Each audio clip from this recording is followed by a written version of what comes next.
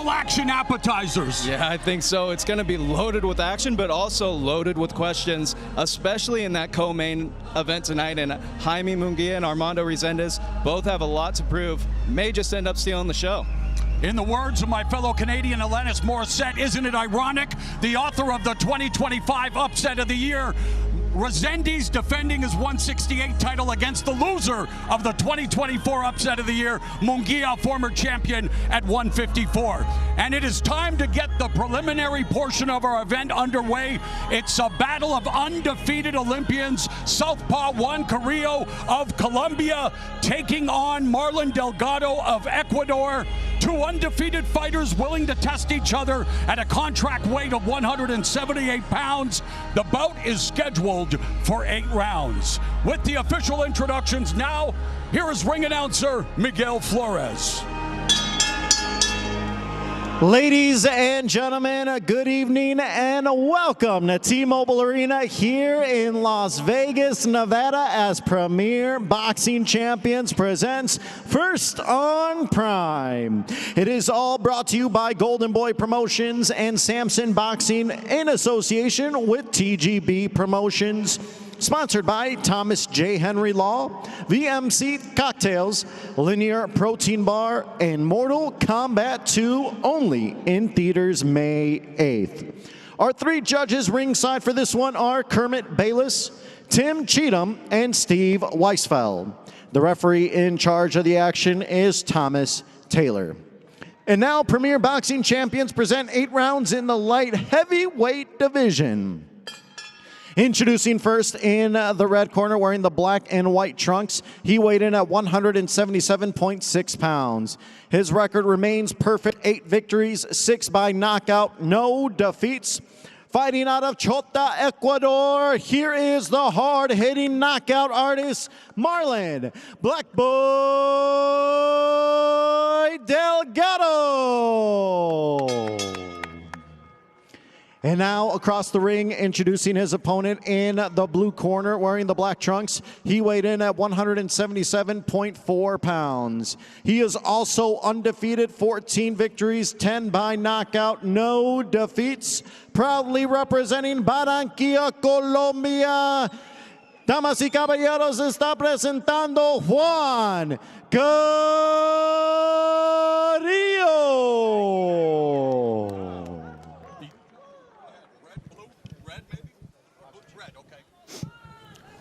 Coach, can I have you on this side? Coach, I'll have you on the other side over here. All right, gentlemen, we're going to the middle of the black belt line here. We're going to the middle of the white letters on this side. You both got my instructions in the back. Protect yourselves at all times. Listen to my commands. Touch them up. Back your corner, gentlemen. We have Marlon Delgado making his Las Vegas and USA debut on a career-high 5-fight knockout streak.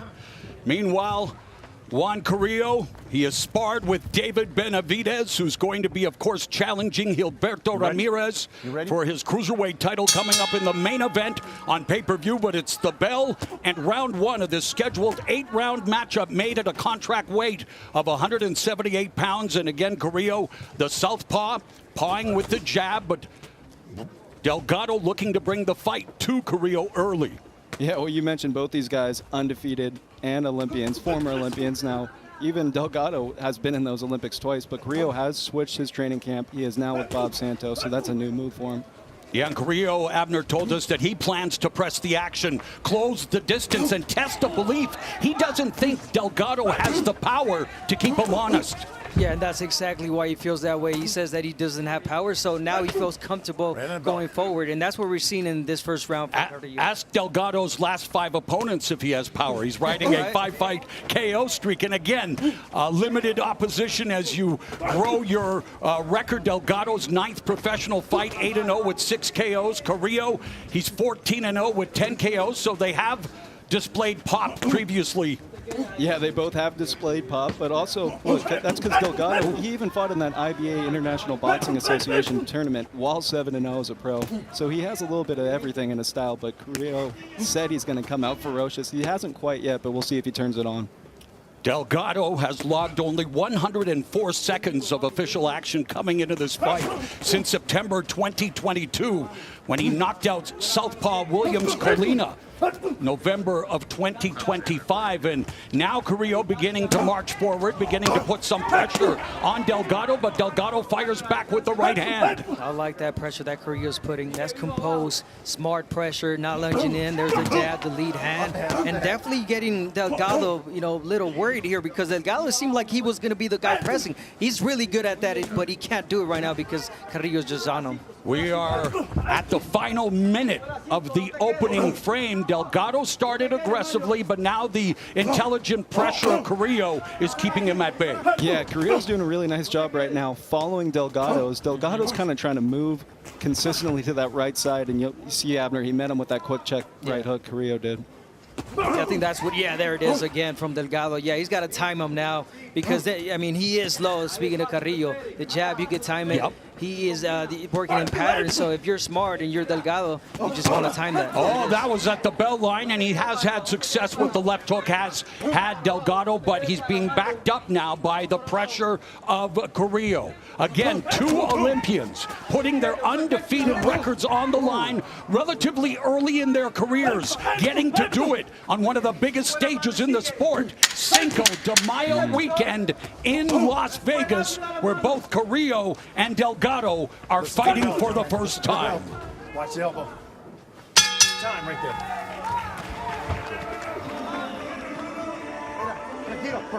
Relax, relax. Perfect. Everything good. Sit down, sit down. Okay. Okay. Just relax. All right. Cut the ring. All right, don't follow him. Cut the ring. Don't force anything, but go to the body, please. Jab upstairs, downstairs. Lead hand, alive. Don't force anything, please. Don't force anything yet. Come.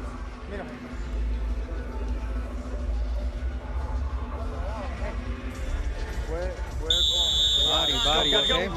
Decorated trainer Bob Santos issuing instructions to Juan Carrillo and ending it with go to the body. And we begin round number 2. And Carrillo in his 15th pro fight, he had over 400 amateur bouts, one of the most decorated amateurs to ever come out of Colombia.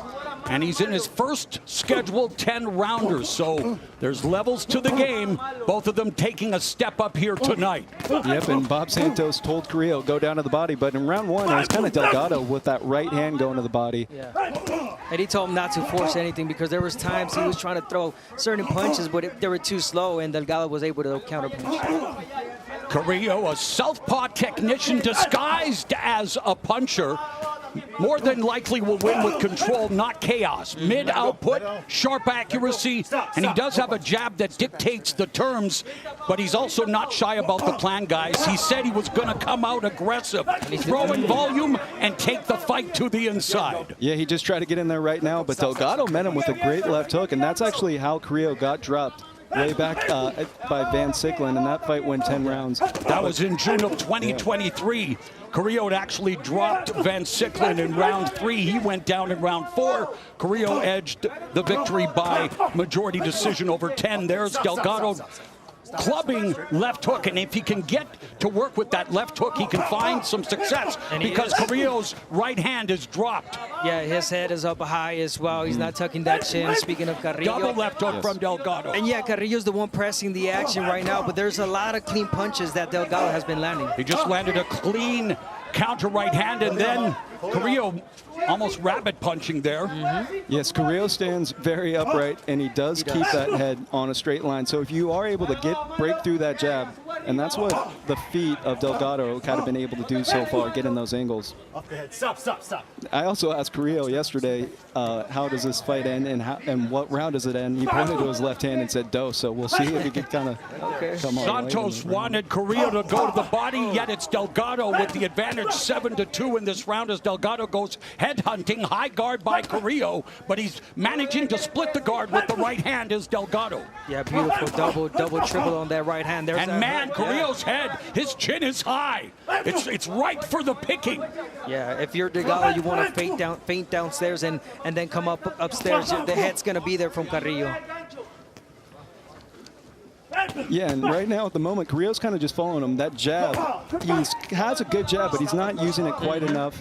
And that could kind of help him to place Delgado where he wants him. It's more of a stick. Yeah, it's more of a stick, but he's leaving it out there. Easy to counter. Down to the final seconds. On cue, the final 10 seconds of round 2. A competitive round with a slight edge to Delgado's work on the inside. Sit down, sit down. I don't want any excuses, okay? No excuses. You can't leave the body. You can't just be on top of him and not throw anything. You threw a body shot upstairs, but you stopped. Don't just stay there. Look for the way to get in, okay? Start with the jab, though. You hit him with the really nice jab as well downstairs. Keep doing it, but finish with that hook. Start from the bottom, upstairs, downstairs. Every time he throws downstairs, it hurts him.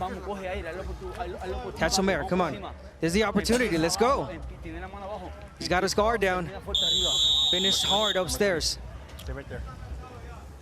Trainer Jose Aguirre giving instructions to Marlon Delgado. Fighting out of the orthodox stance immediately on the attack of the southpaw Carrillo. And Delgado putting the pressure and coming forward with right hands. Needs to sit down on his punches a little more. Throws him off balance. Who's that? Delgado. Yeah, he is at times. He's pushing a lot of those punches. I see what you're saying, Moro. But yeah, I like the instructions from the corner. Once he's in there already committed, you got to let those hands go. The body shot especially. Work from, from the body upstairs. There it is, body shot. He's having an amazing start to the round, Justin. Delgado lighting up Carrillo downstairs and upstairs. Yeah, and what he's doing after, you see he's kind of jumping in with that right hand, and then he's smothering and tying up that lengthy Carrillo, not quite letting Carrillo get that leverage on the inside. So this is where Carrillo needs to use his jab, prevent him, because at the moment, Delgado's got the better feet.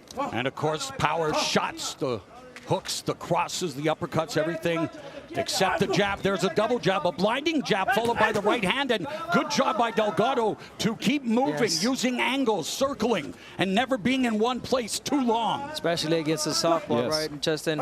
He's walking to his right, taking away that lead hand that he has.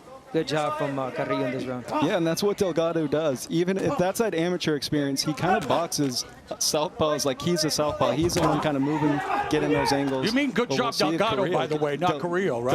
Delgado is dominating this round. Delgado is the one that kind of boxes southpaws like Carrillo. He's going to keep moving against him, nice going counter. to the body especially. Stop. Especially the way that Carrillo kind of leans back. He protects his head, but that body's still open. Carrillo went to the body successfully, but very linear, very straight up and down, and Delgado has capitalized on that. And when Carrillo goes to the body, not a lot of mustard behind those punches. Not sitting, they're more arm punches. And there's a whipping right hand, he heard me. He said, what do you think of these shots? Less than a minute left in round 3. And it was more than 2. I like that. He's got to start picking it up in volume. Speaking of Carrillo, it's only one. There's a double left hook by Delgado. Upstairs, downstairs. There's a right cross by Carrillo that clips Delgado's chin, and Delgado can obviously take a punch. He has never been knocked down in his career. Never been down. Oh, nice right hand by Delgado. But he is slapping a lot of his shots and pushing them, like you say, Abner. But he's being more aggressive and has had, from my advantage point, the more punishing power shots. Yeah, cleaner, effective punches from Delgado. Especially in this round. There are, it's been his most dominant round of the fight, statistically speaking. Yeah, way more volume. I think that Carrillo is looking for a haymaker, a big shot to get him out, which is, I don't think that's a fight that he should be doing. Got to throw more.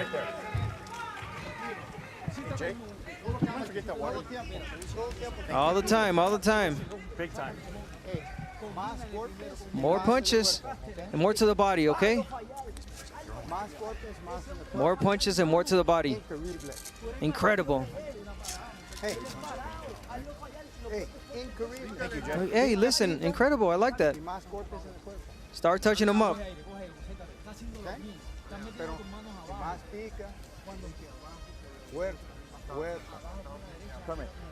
Number 4. And here's a powerful check right hook from the softball Carrillo. There, we talked about the power shots that he's looking for in this fight to end it. And that's a shot that I thought he heard. And for a second there, Delgado, because Delgado did wobble, and then he started backing up a little bit. But yeah, those are the heavy shots that Carrillo's looking for.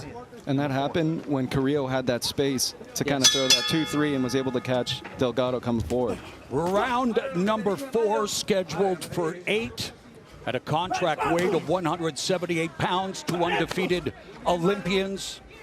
Carrillo putting his track shoes on, using some lateral movement, getting caught up along the ropes by Delgado. And you talk about Carrillo's performance thus far as trainer. Santos wants more punches, more to the body. He doesn't appear comfortable, and that might have something to do with the fact this is his first fight in 15 months, a career-long layoff. And fighters in the 21st century need to be more active. Yeah, that, and I think he might have been overlooking Marlon Delgado a little bit coming in, because in those fighter meetings he said he's not worried about him at all, not worried about the power at all. He thought he was going to walk right through him, but he's finding out with that quick right hand. He may have a little bit of some steam on that right hand, Delgado. Yeah, and then Carrillo's walking to those punches right now. Again, his head linear, up high. So he's got to be careful again. He's got to move his head a little bit more, speaking about Carrillo. And yeah, if you want to dig to the body, you want to look to the body, okay, jab your way in, and once you're in there, bend your knees a little bit. Don't stay straight up like he's staying right now, Carrillo. Don't use that, all right? No nonsense referee. Thomas Taylor maintaining law and order. Carrillo with a bolo punch. Pull it up. All right, stop. But very needs to be more focused in his attack. I get the feeling, and now he's looking out of the ring. Oh, okay. And that uppercut that he snuck in there right there, because Delgado, when he does press in, kind of does lower his head. So that uppercut could meet him on the way. But you saw Carrillo at the beginning of this round try to use his feet, because Delgado's really making an effort to get in tight and smother him. We have just over a minute left in the 4th, and Delgado's thrown 47 punches compared to Carrillo's 9. Yeah. Yeah, it's only one shot at a time, 2 shots. There it is from Carrillo. Again, power shots. Yeah, he's trying to hurt Delgado, but it's not working for you right now, buddy. You got to change it up. You got to throw more punches. And yeah, like his trainer asked him, more punches, more to the body. Not to the body. Not listening. And that's exactly what Delgado told us in the fighter meetings. He knows that Carrillo throws everything hard, but he doesn't throw with much volume. So he's kind of taking advantage of that. But they still are exchanging right there. No knockdown. Give me gloves. Don't push down. Yeah, if I'm Carrillo, you want to change it up. You want to become the boxer now. Yeah, use that reach, that lead hand, and wait for Delgado to come in and counter punch him. Stop. Guys, watch it. Yeah, especially we're kind of getting close right here to the end of round 4. Still kind of been going the same way it has since round 1. Yes. Delgado outworking and really trying to smother him up. But there's a body shot right there. That might have been a little foot tingle with the slip. Gotta get up. I think that was a push, low blow. I don't know what that was. A punch landed, but the feet got tangled up. And then Delgado's trying to sell it. Yeah, it's that body. It's that body shot. Body shot hurt him. Down. 3, 4, 5, 6. I don't think he's getting up. 7, 8, 9, 10. We're done. Buzzer beater. Juan Carrillo with a monster comeback in the round, down statistically, and he lands the body shot to end all body shots and records his 11th knockout in spectacular fashion. We were talking about those big shots, heavy shots that Carrillo was looking for.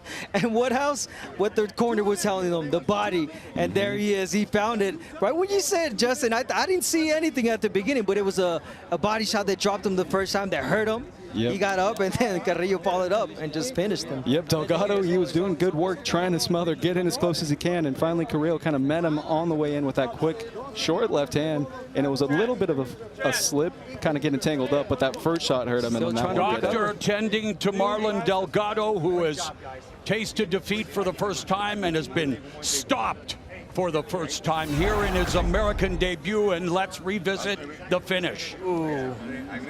And that was the finishing one right there. It was a right hand down to the body. Polo shot. Yeah. And he did that standing as a right-hander. He was coming in straight right to the body, solar plex. Oh my God, he walked right into that. Yeah, and he was, I believe he was hurt before that on that first one where they kind of got their feet tangled up, but that one really sealed the deal. That right hand put everything into it. And that's the one-punch knockout that everyone in that Bob Santos camp has been telling me about this kid. Delgado goes down for the first time, literally and figuratively. Let's make it official with Miguel Flores. Ladies and gentlemen, referee Thomas Taylor called a stop to this contest at 2 minutes and 59 seconds of round number 4, as Delgado could not make the 10 count. Therefore, your winner by knockout and still undefeated, Juan Carrillo. It's like Juan Carrillo must play for the NBA's Toronto Raptors or something. A buzzer beater KO in the 4th round, and Juan Carrillo of Colombia improves to 15-0 with 11 KOs. Let's go back up to Bernardo. And is there a better place to be for Cinco de Mayo weekend than Las Vegas, Nevada? If you can't join us live, well, there's a QR code right at the bottom right of your screen. Buy the pay-per-view starting at 8 p.m. tonight. That'll be our pay-per-view. David Benavidez looking to make history as the first man to win titles at 168, 175, and at Cruiserweight as he tries to dethrone the unified champion, El Zurdo, Ramirez. All right, I'm Bernardo Osuna alongside Chris Mannix and Brian Campbell. What did you guys think of the one-punch wonder, Juan Carrillo, who comes in from Colombia? And he brought that punch, Chris, you mentioned it, all the way down from Barranquilla right to the solar plex. If you've ever been in those Bob Santos gyms and seen his fighters, he preaches the body shot. And while that wasn't the prettiest of body shots or the most technical of body shots, that was a Colombian body shot. That was a big power punch to the midsection. Look, he was down for the 10 count with Thomas Taylor, but then it took him maybe another minute or two even to get up on his feet. That's how strong that was. I'm happy for Carrillo. That's exactly the kind of performance you want to open up a pay-per-view. You want to do something special, give people a reason to want to see you again. He did that. Yeah, and look, Carrillo started off a bit slow, seemed to be a little bit rusty coming off of that layoff. He wasn't great for all 4 rounds, but he was great when he needed to be with the perfect timing. He was the bigger puncher in the fight. Credit to him for not falling behind mentally in terms of the frustration, making the adjustments, and then when given the chance, giving us a bang to kick it off. Let's go, Cinco de Mayo. Look, at the end of the day, you know, he's no young buck. He's 33 years old, but you got to make it count. And he was training out in Queens, New York. He moves out to Las Vegas like many people have done, and he goes and trains with Bob Santos. You mentioned the fact that Bob Santos is a no-nonsense guy, and we saw a lot of that adjustment because this guy comes from a boxing family. His father and his brother with both fighters, so you know there was a lot of that in the gym. Yeah, 100%. I mean, again, you go back to the way Bob likes to train guys and guys that he brings in a little bit later in their respective careers. He tells every one of them, go to the body, hit downstairs. That's where you have success. I saw a Bob Santos trained fighter just last weekend. Lenny Rapero lost to Jarrell Miller in a heavyweight fight, in part because he didn't go to the body enough. But that was a fantastic body shot, and that's what you want to see out of a fighter. And again, like for a guy that is a little bit long in the tooth at this stage of his career, you want to give a promoter, you want to give somebody, a TV network, a reason to want to see you again. I thought Carrillo did that today. Yeah, and look, Carrillo showing you with the veteran skills that he's never out of a fight. You know, we talked about when he was dropped by Richard Van Sicklen just a few years back, got up off the canvas, delivered a knockdown of his own, and won a close decision. He's figured out how to win close fights, and that can certainly be key on your rise when you're looking to get into true title contention. Look, we have a lot of action tonight in the pay-per-view, so you won't want to miss it. Starting at 8 p.m. Eastern, 5 p.m. Pacific. It'll be Isaac Lucero opening things up against the hard-fighting Ismael Flores from Argentina, and then Jorge Chavez and Jose Sanchez. Both of them unbeaten. 15-0-1 for Chavez, 15-0 for Sanchez. SoCal's in the house. Oscar Duarte's chomping at the bit to get back into the ring. He didn't care that Angel Fierro came in 3 pounds overweight. He says, no way, after 2 complete camps am I not gonna fight. So expect punishment in that bout. And then it will be Armando Resendiz coming off of the upset of the year against Jaime Munguia, who's the victim of the upset of the year in 2024, and they face off for Resendez's WBA super middleweight title. And it all leads us to David Benavidez against Gilberto Zurdo Ramirez. How about we take a look at PBC's Gloves Off, Benavidez Ramirez, the pay-per-view.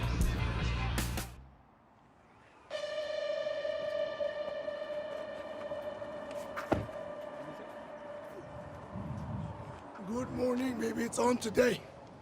We're gonna get after it. I hope you're ready, because we're ready, baby. I'm here on Mount Charleston. I get a nice little run in.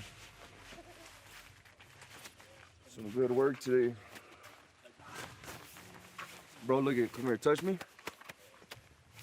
How does it feel to touch a real man?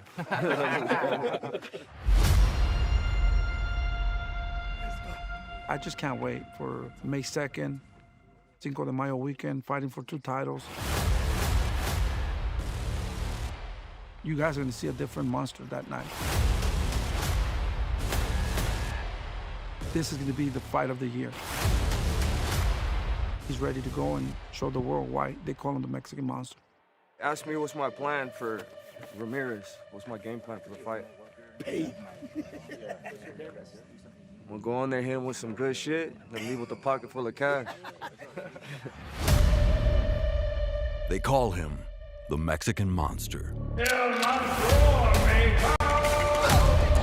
He earned that name by systematically demolishing every man who dared to share his reign. And still, the undefeated.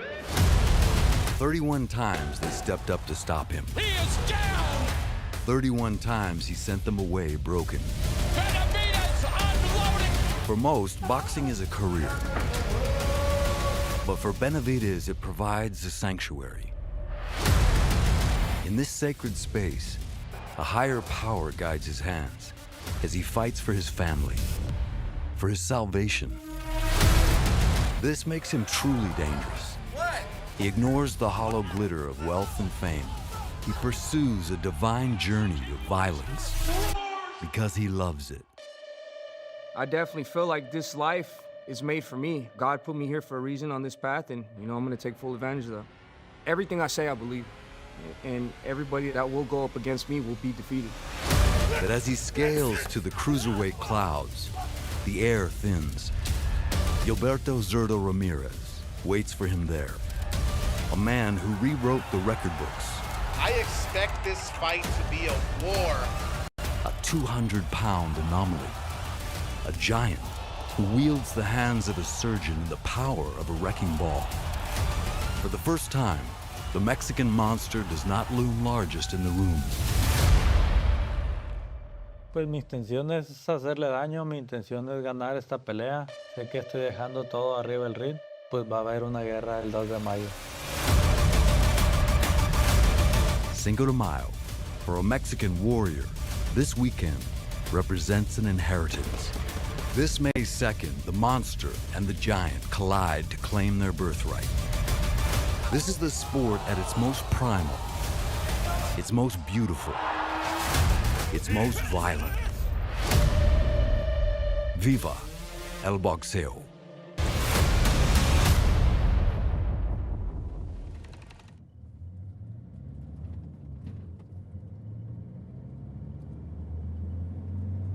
I started from the bottom, man. I never had anything given to me.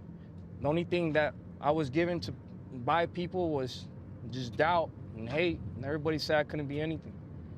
I've been world champion since I was 20 years old. When I came into boxing, I didn't care about money. I still don't care about money, it just comes, but my #1 focus is becoming the best boxer in all of the world. And I think that's why so much people gravitate towards me, because at the end of the day, I'm not, you could hate me, you could like me, you do whatever you want, but at the end of the day, what I'm speaking is real stuff, and what I'm showing is real stuff. I'm showing focus, I'm showing dedication, I'm showing hunger, I'm showing fire. I don't care what nobody says, I'm gonna be what I wanna be. I became the best version of myself, and now I'm the Mexican Monster.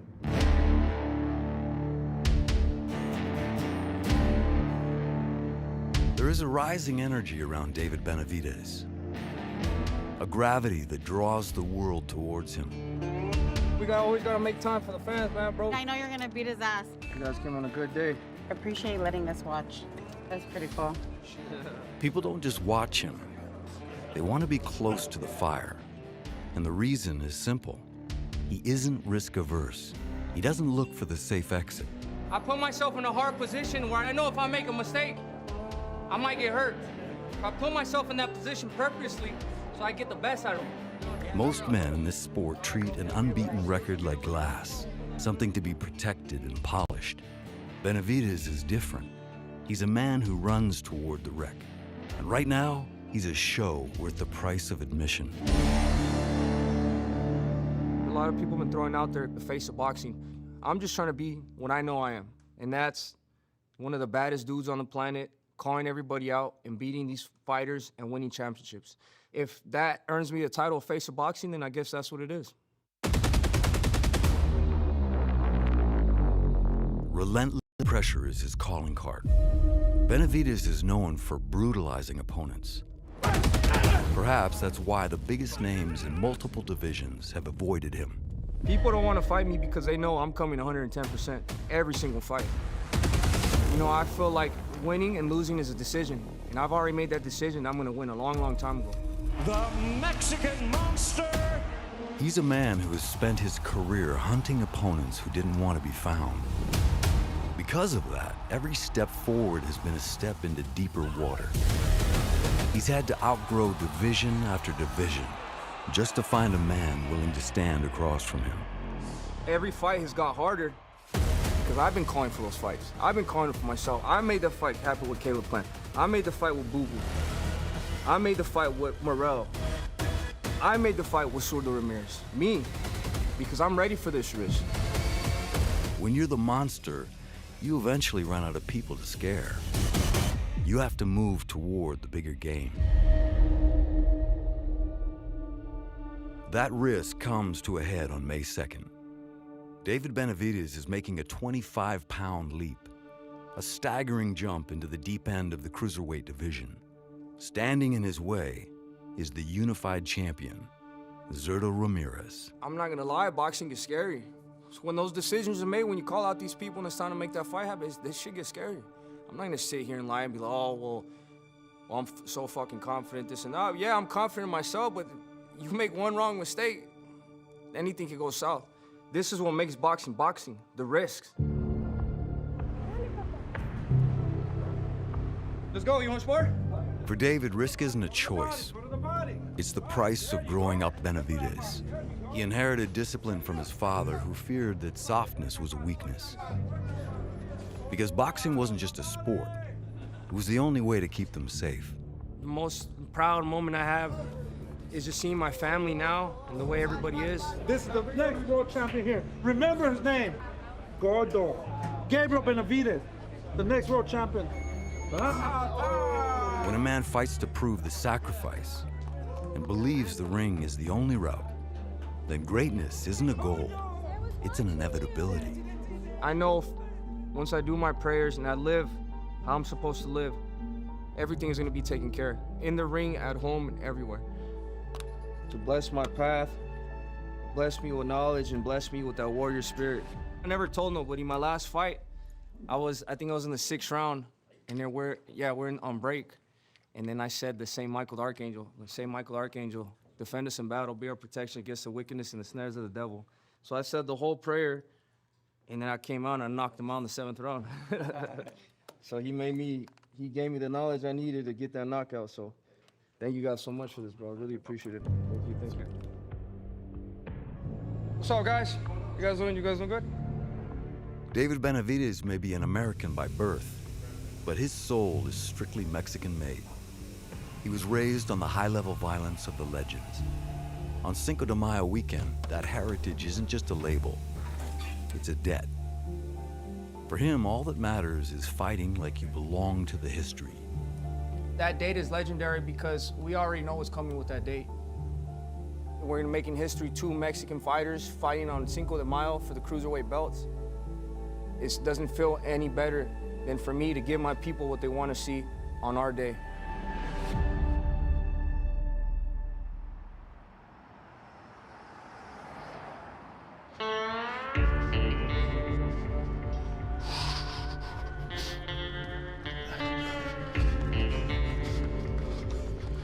5 de mayo, la batalla de Puebla. Es una guerra. Creo que va a ser una guerra también arriba del ring. Pues solo las leyendas habían tomado esas fechas. Para mí, pues, estoy muy contento de que sea hoy en día. Creo que pues estamos en nuestro prime los dos. Va a ser un excelente espectáculo.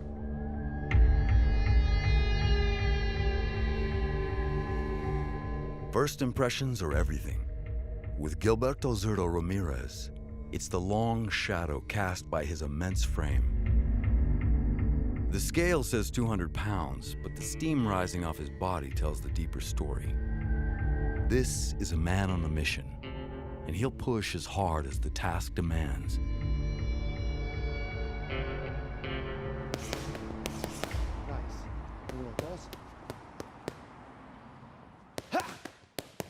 Yep, put it together. Es la pelea pues más importante de mi vida. Te digo, me emociona mucho porque él es rápido. Yo tengo buenas piernas también. No siento presión, al contrario, siento alegría por esta pelea porque se va a dar. Speed, find it, let's go! Let's go, what you got left? What you got left? How about you want it, Zurdo? Let's go! Push, push, push! Knuckles, knuckles, turn, turn, turn! Nuestro estilo de pelea pues va a ser un buen match esta noche. Push, push, push! Time! Headlining a fight of this magnitude is heavy labor. But the sweat is only what you see on the surface. For Zurdo, the real work started a lifetime ago. Back when fighting wasn't a career, it was a necessity. Comencé en este deporte a los 12 años porque me hacían bullying. Donde yo crecí era un barrio muy bravo, un barrio que había mucho cholo. Estaba chaparro y muy delgado. Siempre me peleaba con niños más grandes que yo, o a veces eran 2 o 3, nos peleábamos. Por eso me metí al boxeo, dije, quiero aprender a pelear y quiero pues aprender a defenderme. Me ayudó mucho, me ayudó a formarme carácter en el barrio. Parte de mi personalidad es la fortaleza y el coraje.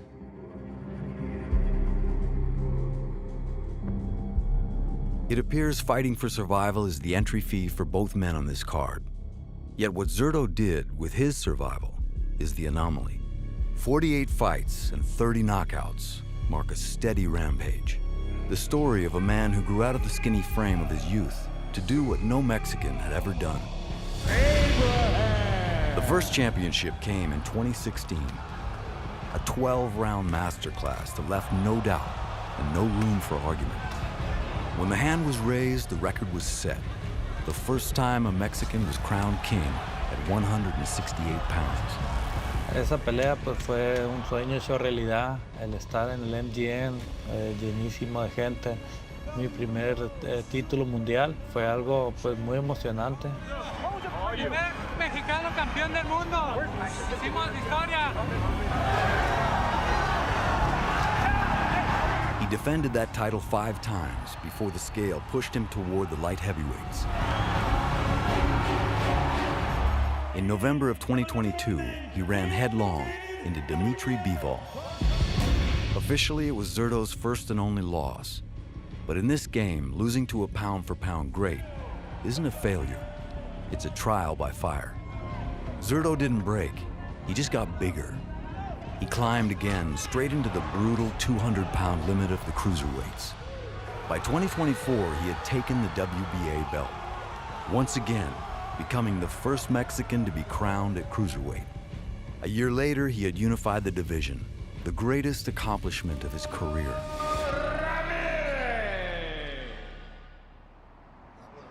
Yep. How much?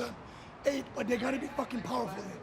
Go. 2, rip. 3, rip. 4, rip. 5, 6, harder. 7, 8. Good job. Take a second. I don't need a second. Rip. Harder.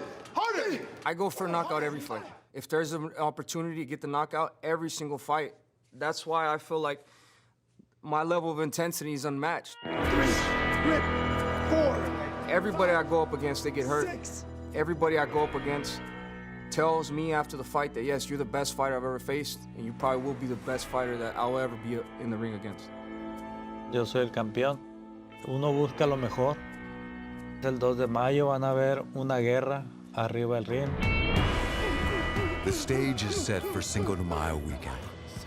A monster moving up, a giant waiting at the top. It isn't a storybook, it's a collision. This lifetime of work, every mile, and every ounce of sweat is what is at stake on May 2nd. This isn't just about the belts. It's about history. May 2nd, champions collide. David Benavidez, undefeated, unrelenting. Zurdo Ramirez, powerful, punishing. And there's a left hook! Can the Mexican monster snatch the crown from the unified Cruiserweight king? Plus, Resendiz faces Munguia for the super middleweight title. Mexican warriors battle for the belts Cinco de Mayo weekend. Are you ready? Benavidez Zurdo plus Resendiz Munguia, live on PBC Pay-Per-View. We're back here in Las Vegas, Nevada. Everything is leading up to this fight. And when we look at the career breakdown, 18 more fights for Gilberto El Zurdo Ramirez, but he only has 5 more knockouts than David Benavidez. The rounds is basically twice as many for Gilberto Ramirez than David Benavidez because he has a brutal finish, especially at 168 pounds. You see the 80.6 knockout percentage compared to 61 for El Zurdo. And in terms of champs, the only loss on either of their records is against Dimitri Bivol, one of the top pound-for-pound fighters in the world. Now, this is a huge event for Gilberto El Zurdo Ramirez. Despite being the most seasoned fighter, the unified champion, this is his first pay-per-view main event. So David Benavidez has been here before. He was groomed since he was a young man to take on the biggest and the best. Brian, you mentioned the fact earlier that he's been sparring champion since he was a teenager. He won his first belt at 168 pounds just after he wasn't a teenager. He was 20 years old, so pretty much the same thing. But what is it about his makeup at such a young age that makes him so great? Well, I think it is, a lot of it is that experience he had. People have amateur careers in different ways. Sometimes it can be international tournaments, Olympics. Sometimes it can be as a teenager going into the gym and facing former world champs like Gennady Golovkin, Kelly Pavlik, Dimitri Bivol. And oh, by the way, El Zurdo Ramirez. Benavidez was still a teenager when he helped Ramirez prepare for his 2016 title win. And what that did was kind of build a relationship where for the next 5 years, these guys sparred upwards of 200 rounds against one another. Not only does that make a fighter like Benavidez so comfortable to be willing to go in the deep end of the pool against any opponent because he's tested himself in the trenches there, but what I love about their sparring history is the reaction from the two of them. You got Zurdo, who says, oh, it was a bit larger gloves, headgear, it was just training. You've got Benavidez, who said these were not sparring sessions, they were fights, they were wars. Either way, you have to believe the foundation of their relationship through sparring is going to say a lot about how this fight ends. And then you can just go to YouTube and see the clip of it, and you decide if that was pay-per-view worthy, if they were just working on certain things or not. The reality is, with Mexican fighters get into a sparring session, it happened with Oscar de la Hoya and Julio Cesar Chavez, somebody wants to prove something. The young kid wants to prove he belongs, and the veteran champion says, hold on, kid, because I'm a man, and I'm going to prove to you what it's like to fight against the real man. The other thing is, in this same ring, not too long ago, just down the street, we saw Canelo Alvarez take on Terrence Bud Crawford. A great small man beating a great big man. Will Zurdo have to deal with the same skill set that we see in David Benavidez? How big a weight jump is 25 pounds realistically? Because we talk about guys going, what, 4, 6, 7 pounds? We're talking about 25 here, Chris. It's a massive number, and it amounts to about 14% of his body weight. And look, we've seen light heavyweights jump up to cruiserweight in the past, but for the most part, these light heavyweights, they often take interim fights. Even Zurdo Ramirez, when he came up to cruiserweight for the first time, he fought Joe Smith Jr., a light heavyweight, heavyweight at a catchweight. He eased his way up into this weight class. David Benavidez is jumping straight into the deep end of the pool, and I've been listening to him talk all week long about how healthy he feels, how great he feels, how he's been sparring with cruiserweights and with heavyweights. That's fine, but when you get in there, my take is that you don't know what you don't know. You don't know if your speed is going to be the exact same, if your chin is going to hold up at this weight. It took Zurdo Ramirez 4 fights to get truly comfortable at this weight. I remember Zurdo's debut at cruiserweight. His body looks nothing like it looks right now. He looks like he is a full-fledged cruiserweight at this moment. He's going to use that body. He is going to lean on David Benavidez. He is going to show him physically that this is a new weight class.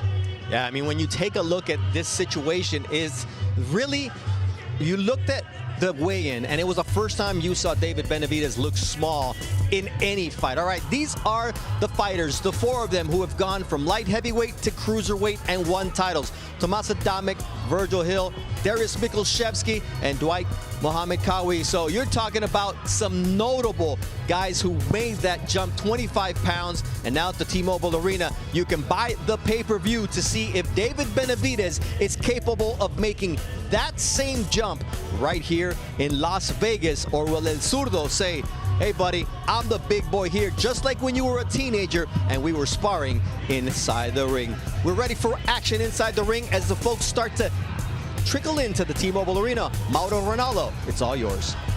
Thank you very much, Bernardo, and we are set for a scheduled 4-rounder at a contract weight of 138 pounds.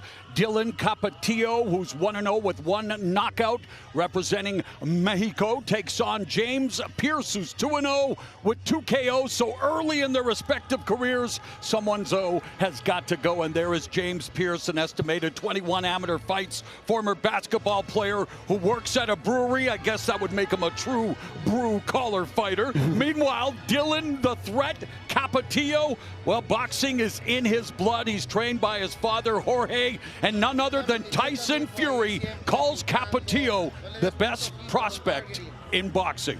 Let's get the official introductions now from Miguel Flores. Ladies and gentlemen, we continue the action here from T-Mobile Arena for First on Prime. It is brought to you by Golden Boy Promotions and Samson Boxing in association with TGB Promotions.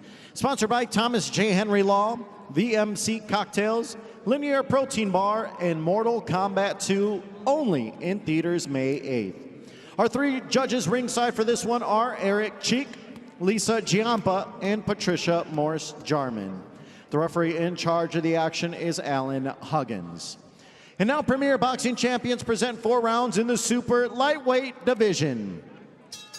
Introducing first in the red corner, he wears the maroon and white trunks. He weighed in at 134.8 pounds. His record stands undefeated, 2 victories, both wins by knockout, no losses.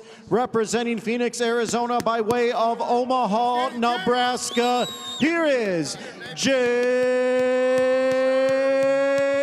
Pierce. And now introducing his opponent across the ring in the blue corner. He's wearing the black, red, and green trunks. He weighed in at 136.2 pounds. His record stands 1 victory with 1 by knockout, no defeats. Representing Las Vegas, Nevada, here is the young, talented prospect, Dylan La Amenaza Capetillo.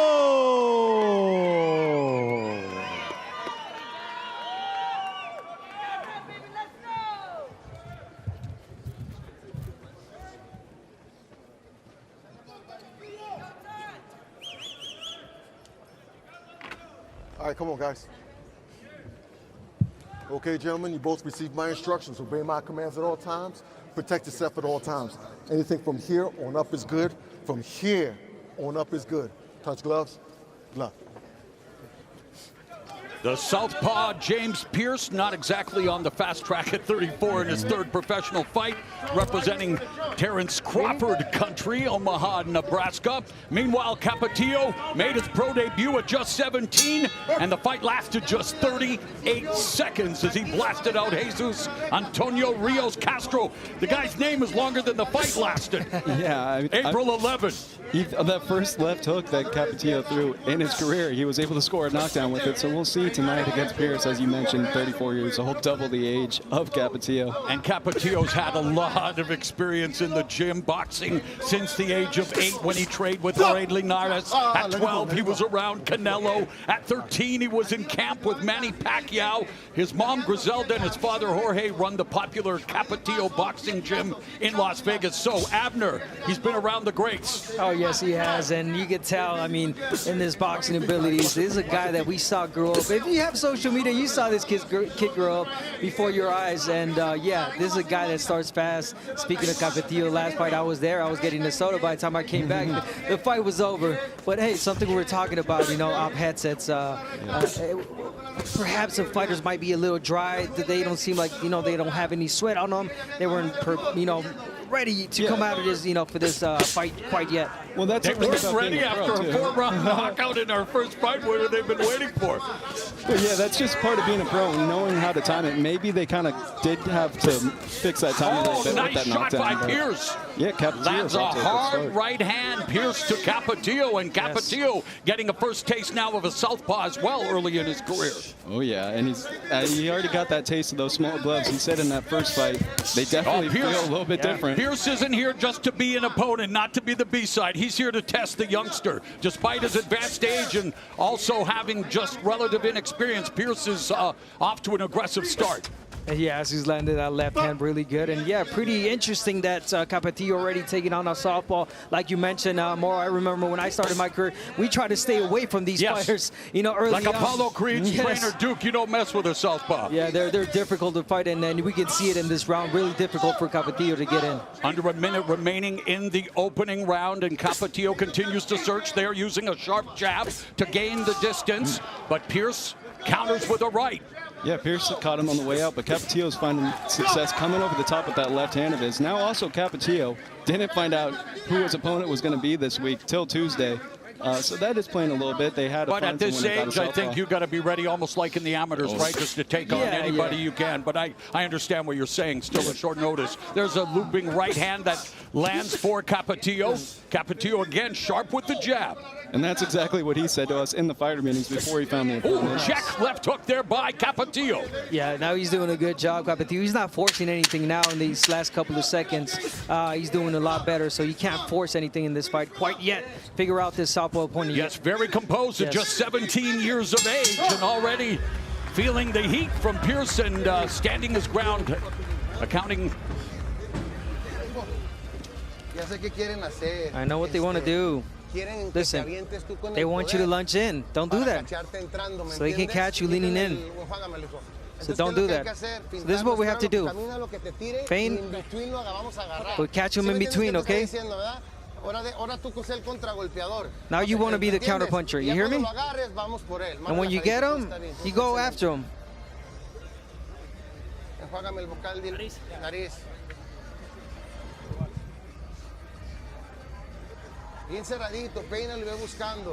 Close your guard, okay? He's going back. And here's the right, beautiful left hand, right hand from Pierce, uppercut as well. Timing him just like the corner said about Capetillo, but there's that left hook from Capetillo towards the end where he kind of seemed like he was figuring him out. So let's see if he listens to his corner in the second round. The beginning of round 2 scheduled for only 4 rounds at a contract weight of 138 pounds, so more of a sprint than a marathon. And when you look at Capetillo, and there's limited tape, of course, but he really is comfortable fighting at mid-range. He's disciplined, composed, built around that left hook to the head and body. He told us he wants rounds, but he's always hunting the finish. Yeah, and you can't really take too many rounds. Like you mentioned, it's more of a sprint. But nice right hand by Capetillo. His corner, as you mentioned, Abner, he wants Capetillo to let him lead the dance, stop rushing in, getting countered. Yes, and he started that, you know, early on. He made a mistake. It's okay. He's young. He's learning. He's learning on the job right now. Series of devastating right hands by Capetillo, and Pierce is feeling the heat. What a change, what a change. Listen to your corner always. They know, especially your father. He's telling them wait, be composed, and wait for Pierce to get in. And there it is. Beautiful counter punching from Capetillo. And that guard is wide open. And there's been a path paved for Capetillo's right hand right down the middle, Justin. Yeah, he's kind of getting that angle a little bit, but he's also got to be a little bit careful, especially as he kind of develops as a pro on his exits. That's when Pierce is kind of still catching him once Capetillo finishes his combo. You got to get your head off the line. Yeah, he's lucky he's only throwing one punch, but yeah, if Pierce were to follow up with more punches, he would definitely catch Capetillo. Oh, and Pierce caught him there with the jab from the southpaw position. Capetillo continues to march forward, backing up Pierce. Little variation in the left hand of Capetillo as well, and he is a dominant lefty. Started boxing just orthodox as a kid. His dad he is a natural lefty, right, but fights orthodox. Nice weapon to have in your back pocket. Yeah, he said, well, just like his promoter, Oscar De La Hoya, maybe he said hopefully history could repeat itself, but good right hand right there from Pierce. Capetillo, as we talked about, saying that this moment has been written since childhood, told that he would be a future champion. He's now turning that vision into reality, of course, just beginning his professional career, but he said he wants to be the third Las Vegas-born champion, following in the footsteps of Ishe Smith and Rolando Romero. Nice right uppercut on the inside by Capetillo, but he continues to cut off Pierce, and Pierce now clinching. And I'm liking this from Capetillo. You're looking at a young kid that's making adjustments. This is the second round. He listened to his corner, the totally different type of fight that he's fighting in the second round. And before you know it, he's going to start pressuring and go for the kill. But beautiful round for Capetillo. Thrown over 50 punches, landed 18 in this round, doubling his output from round one, so a much better second round. Nice. Good combination by Capetillo. At the bell. Switching southpaw now, Capetillo. Lands the left hand and just misses with a sweeping right.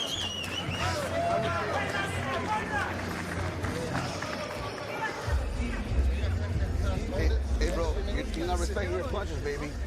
What's wrong? You find your red. You don't want to throw because you're not throwing enough. What's wrong? Why ain't you throwing those hands, bro? Huh? You're not respecting them, doggy. What's up? Okay? You're respecting a little too much, doggy. Come on. All right, don't spit it. Drink that shit. Drink it.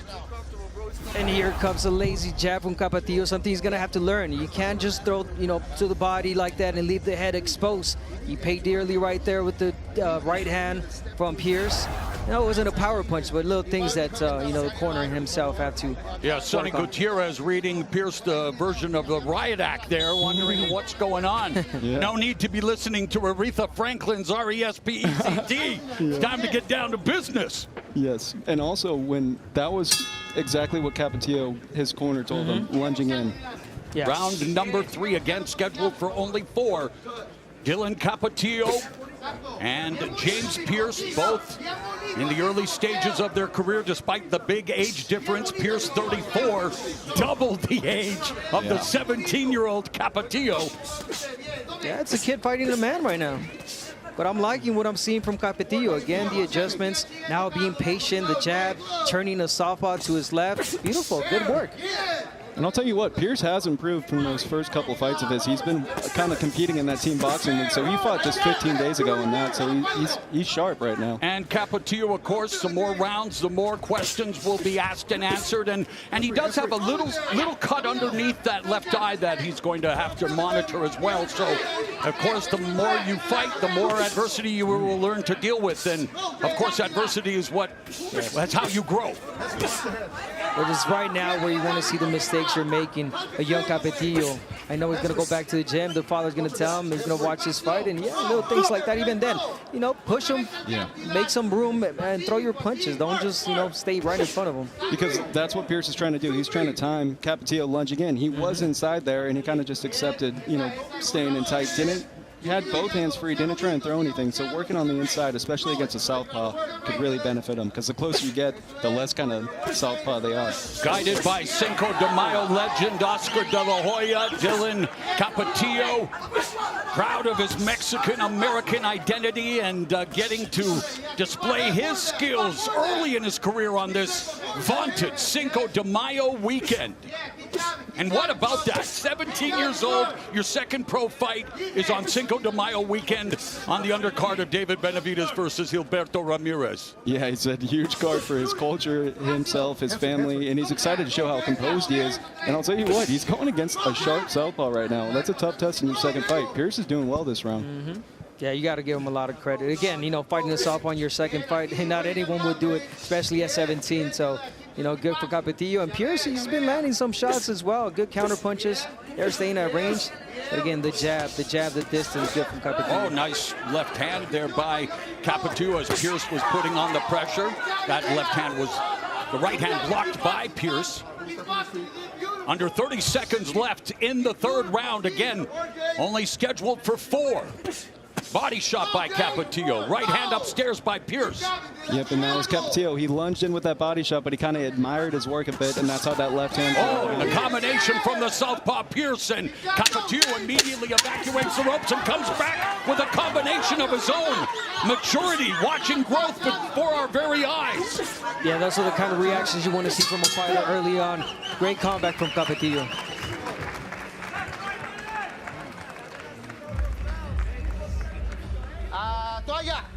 Towel. Deep breath, deep breath. Good, son, good. Okay, voy a limpiar el vocal, okay? Okay, I'm gonna clean the mouthpiece, all right?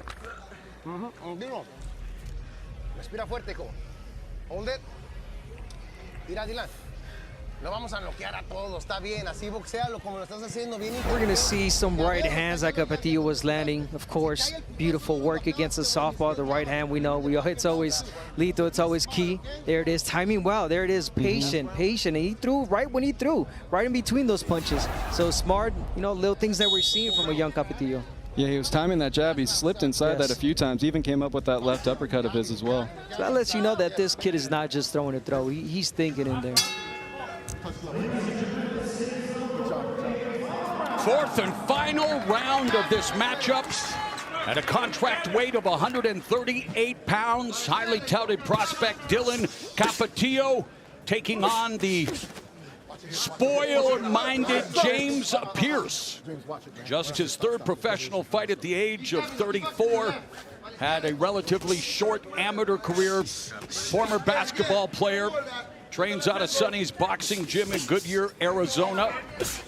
But Capetillo, very composed, methodical, lands a counter right there upstairs.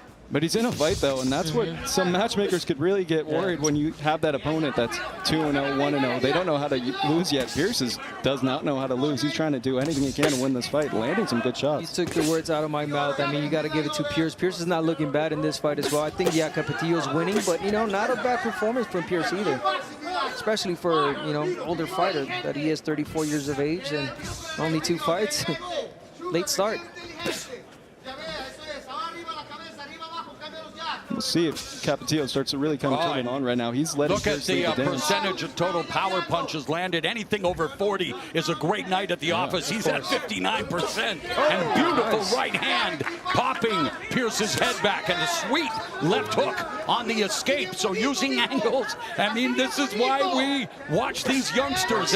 And this is what he's expected to do if he is as highly touted as they say he is. He's getting a little bit of everything in this fight. Yeah, he's showing that he could do a lot of different things well. Right now he's countering and kind of sniping Pierce, but we'll see right here as Pierce is pressing. And Pierce has earned his paycheck tonight as well. Yeah, 100% there. Beautiful head movement there from Capetillo as well. But I like that he's patient. He's not rushing anything. And he's not trying to look for the knockout. He knows this is the last round. And, you know, other younger kids would want to get a knockout. But no. Uppercut on the inside. Good defense along the ropes by your right, Abner. And I love the way he resets. There's great footwork, great balance. It's the fundamentals, the textbook stuff. and he's probably still reading a high school textbook studying for exams, but he is looking to pass this exam here tonight, and so far he's doing a great job, but he's in a tough fight against Pierce. Yeah, once again, there's Pierce landing that great left hand, and Capetillo, he's moving a ton, and he's sniping him, like I said, kind of one at a time at the moment. Nice trying right to time hand, once again, but it's been a good round for Pierce. Yes, and I would like to see Capetillo kind of use a little bit more combos, especially on the inside. He seems a little bit tired in this round now with Capetillo. First time going the distance, trying to box, trying to use 1 or 2 shots at a time. Oh, there's a left hand right down the middle by Pierce, and Capetillo slipping that shot. Oh, Pierce close and strong. Four-rounder here as Pierce having success down the stretch as he lands 17 of 73 punches in the 4th round compared to 11 of 50 for Capetillo. But overall, Capetillo has a slight edge, but definitely growing and definitely learning and definitely being tested and being asked some important questions early. Yeah, and this fight, he's going to learn a lot from that fight, especially against the ropes. You saw him right there to close that round. Pierce caught him a few times, and also that gas tank a little bit, because once again, Pierce was closing to end that 4th round. Not sure, maybe if it was a 6-round fight, that might have looked a little different, but Capetillo did really good work, showed he has a lot of tools in that bag of his. All right, as we await the official decision, let's bring you back to what went down yesterday, the weigh-in for the much-anticipated main event. David Benavidez moving on up like Georgian Wheezy again, looking to become the first-ever fighter to win titles at 168, 175, and 200. His light heavyweight title isn't on the line, but Zurdo Ramirez's 2 belts at 200 are. It's Benavidez versus Ramirez, the biggest fight size-wise in Mexican history, and it's your main event on Cinco de Mayo weekend. You guys will come on in. All right, let's go back in the ring now, and Miguel Flores has the name of the winner. Ladies and gentlemen, after 4 rounds of action, we go to the judges' scorecards. Judges Eric Cheek, Lisa Giampa, and Patricia Morse-Jarman all see it the same, 39-37 for your winner by unanimous decision, Dylan La Amenaza Capetillo. Capetillo's wearing a cap. He might want to take that hat off to his opponent, James Pierce, who gave it all he got. But this Cinco de Mayo weekend will be memorable for Dylan the Threat Capetillo. At just 17, he's now 2-0 as a pro. And speaking of pros, let's go back up to Bernardo Osuna. Thank you very much, Mauro. And you see just the pride of Jorge Capetillo, the father of Dylan Capetillo. They've been building him up since he was a kid, very much like Floyd Cashflow Diaz, like Floyd Mayweather, when you would see him just shadow boxing with his father and his uncle in the gym. That's been the life that Dylan Capetillo has led. And we invite you to buy the pay-per-view. This is a type of action you can expect when David Benavidez takes on Gilberto El Zurdo Ramirez tonight. Starting at 8 p.m. Eastern, we have an entire team here ready to bring you the best of the card. Right here, our preliminary fights continue. And what did you guys make of Dylan Capetillo's first real fight? Because the debut was just a blowout, so we really didn't get to see much of him. What was your impression, Chris? I think there's a lot of potential in Dylan Capetillo, and I think when you're watching a fight like this, you have to remember at 17 years old, most guys are not fighting someone of that caliber. And I'm not going to sit here and say James Pierce is a future world champion, but he's better than a lot of guys that someone Capetillo's age would be fighting at 17 years old. Look, most of these guys, they go down to Mexico and start their career. Diego Pacheco, I remember, started his career fighting his first 2 fights down in Mexico when he was 17 years old. This kid's here in Las Vegas fighting a real guy in his second pro fight. There are things you can nitpick. I didn't love how he gives up his height as much as he does, kind of hunches over a little, but at 17, with that kind of family background, he's going to improve very quickly. And Golden Boy, say what you want about them, they are very good at finding guys. These diamonds in the rough, they just find guys. Ryan Garcia, Kid Schofield, you go down the list, they have very good at identifying blue chip talent, and I think this kid might have some of that. Right, and Dylan now having Oscar De La Hoya as a mentor is certainly not a bad thing in that development. So what I took away from this performance was you can really see that experience of growing up in a professional gym with world champions coming in and out, that you never saw Capetillo lose his poise. You think about it. A guy guy twice his age, a southpaw, on almost no notice whatsoever. This could have been a showcase first-round knockout against a different caliber of opponent, but this is a smart young fighter and an experienced one, despite being so young, in Capetillo, who knows how much more important in the long run going the full 4 rounds in this fight, being forced to make adjustments truly is for him. Yeah, the physical tools are impressive. He's got great length. He's obviously got some pop. Like I said, I think there are things he can iron out as he gets a little bit older, start to use that height, use that length, keep guys off the jab, fire off that 1-2. These are things that when he's the ripe old age of like 19, he's going to be able to have figured out at that point. Off to a very good start in his pro career. Yeah, with that quick blowout, all of a sudden you start to think you're a knockout artist and you forget that you have to just work those fights like you did as an amateur. We'll see a lot more of Dylan Capetillo moving forward. Just his second professional fight, goes a distance, but it was a challenge. He wasn't fighting those Mexican cab drivers that Greg Haugen was talking about back in the day, earned him a beating against Julio Cesar Chavez. Let's stay with the theme of Cinco Great de Greg Mayo. Haugen reference right there. Okay, we're bringing that back. All right. All right, 1994, Chavez against Frankie Randall, the rematch, and it was not a sweet revenge because there was a cut, but Chavez was able to avenge his first professional loss. Oscar De La Hoya's first headliner as a pay-per-view was a civil war against fellow Californian Rafael Ruelas. And then in 2005, Diego Chico Corrales against Jose Luis Castillo, arguably the best fight of the century, one of the most dramatic rounds, that 10th round ever seen. Joe Goosen, who will be on the broadcast, was on the winning side in that memorable fight. And then Oscar De La Hoya against Floyd Mayweather. The last time that Mayweather was a B-side to anybody, and this was the first pay-per-view to surpass 2 million sales. And then it was Mayweather-Pacquiao, setting all-time pay-per-view records at the time, even if it did happen 5 years too late. Guys, you know what? Let's do it again. Why not? It's 2026. Canelo Chavez Jr., Canelo proved to be the better of the two, has gone on to headline 9 years on Cinco de Mayo weekend. There's a level of pride associated with fighting on Cinco de Mayo based on past history. There's no option but to deliver action. From Julio Cesar Chavez to myself, making it global. And now it continues with David Benavidez versus Zurdo Ramirez. This is where boxing's biggest stage and Cinco de Mayo weekend come together. This weekend became sacred in boxing. Its history, its identity. Mexican and Mexican-American fighters step into the ring, carry not just belts, but the weight of their culture and generations before them.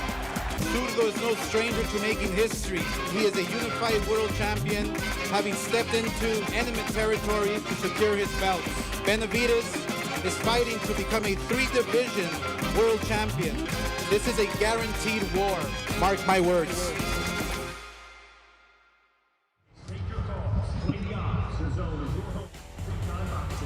Back here in Las Vegas, Nevada, just across the street from the MGM Grand, a site of a plethora of great fights. This is our full pay-per-view fight card beginning at 8 p.m. Eastern. David Benavidez headlines against Gilberto El Zurdo Ramirez. Before that, in our co-main event, Armando Resendiz, he will defend his WBA super middleweight title for the first time against Jaime Munguia, who you would think is a champion because you've been seeing him on big cards forever now. The last 7 years, he's done it not as a champion since he was at 154 pounds. Then Oscar Duarte, he would have fought King Kong if Angel Fierro came in at 200 pounds. At cruiserweight, didn't matter. He wasn't going to waste 2 camps, and he's going to be in against Fierro in a great fight. Jorge Chavez against Jose Tito Sanchez, undefeated fighters. And then Isaac Lucero against Ismael Flores, who comes all the way from Spain by way of Argentina. So let's take a look at what we're anticipating for tonight alongside Chris Mannix and Brian Campbell inside the T-Mobile Arena. That little by little starts to trickle in. The fans are starting to come in because it's Cinco de Mayo weekend, and maybe they were getting their carne asada just a few minutes ago, their tacos, but now it's time to see some action. So let's start off with our opener. Ismael Flores, tough Argentine. He's going to be taking on Isaac Lucero. There's a lot of comparisons just because of his physique that, you know, are probably not there yet. But What is there for us to watch out for Isaac Lucero? Yeah, we don't have to rush the Canelo comparisons is really what we're trying to say here. But what you see in Isaac Lucero, you have to respect.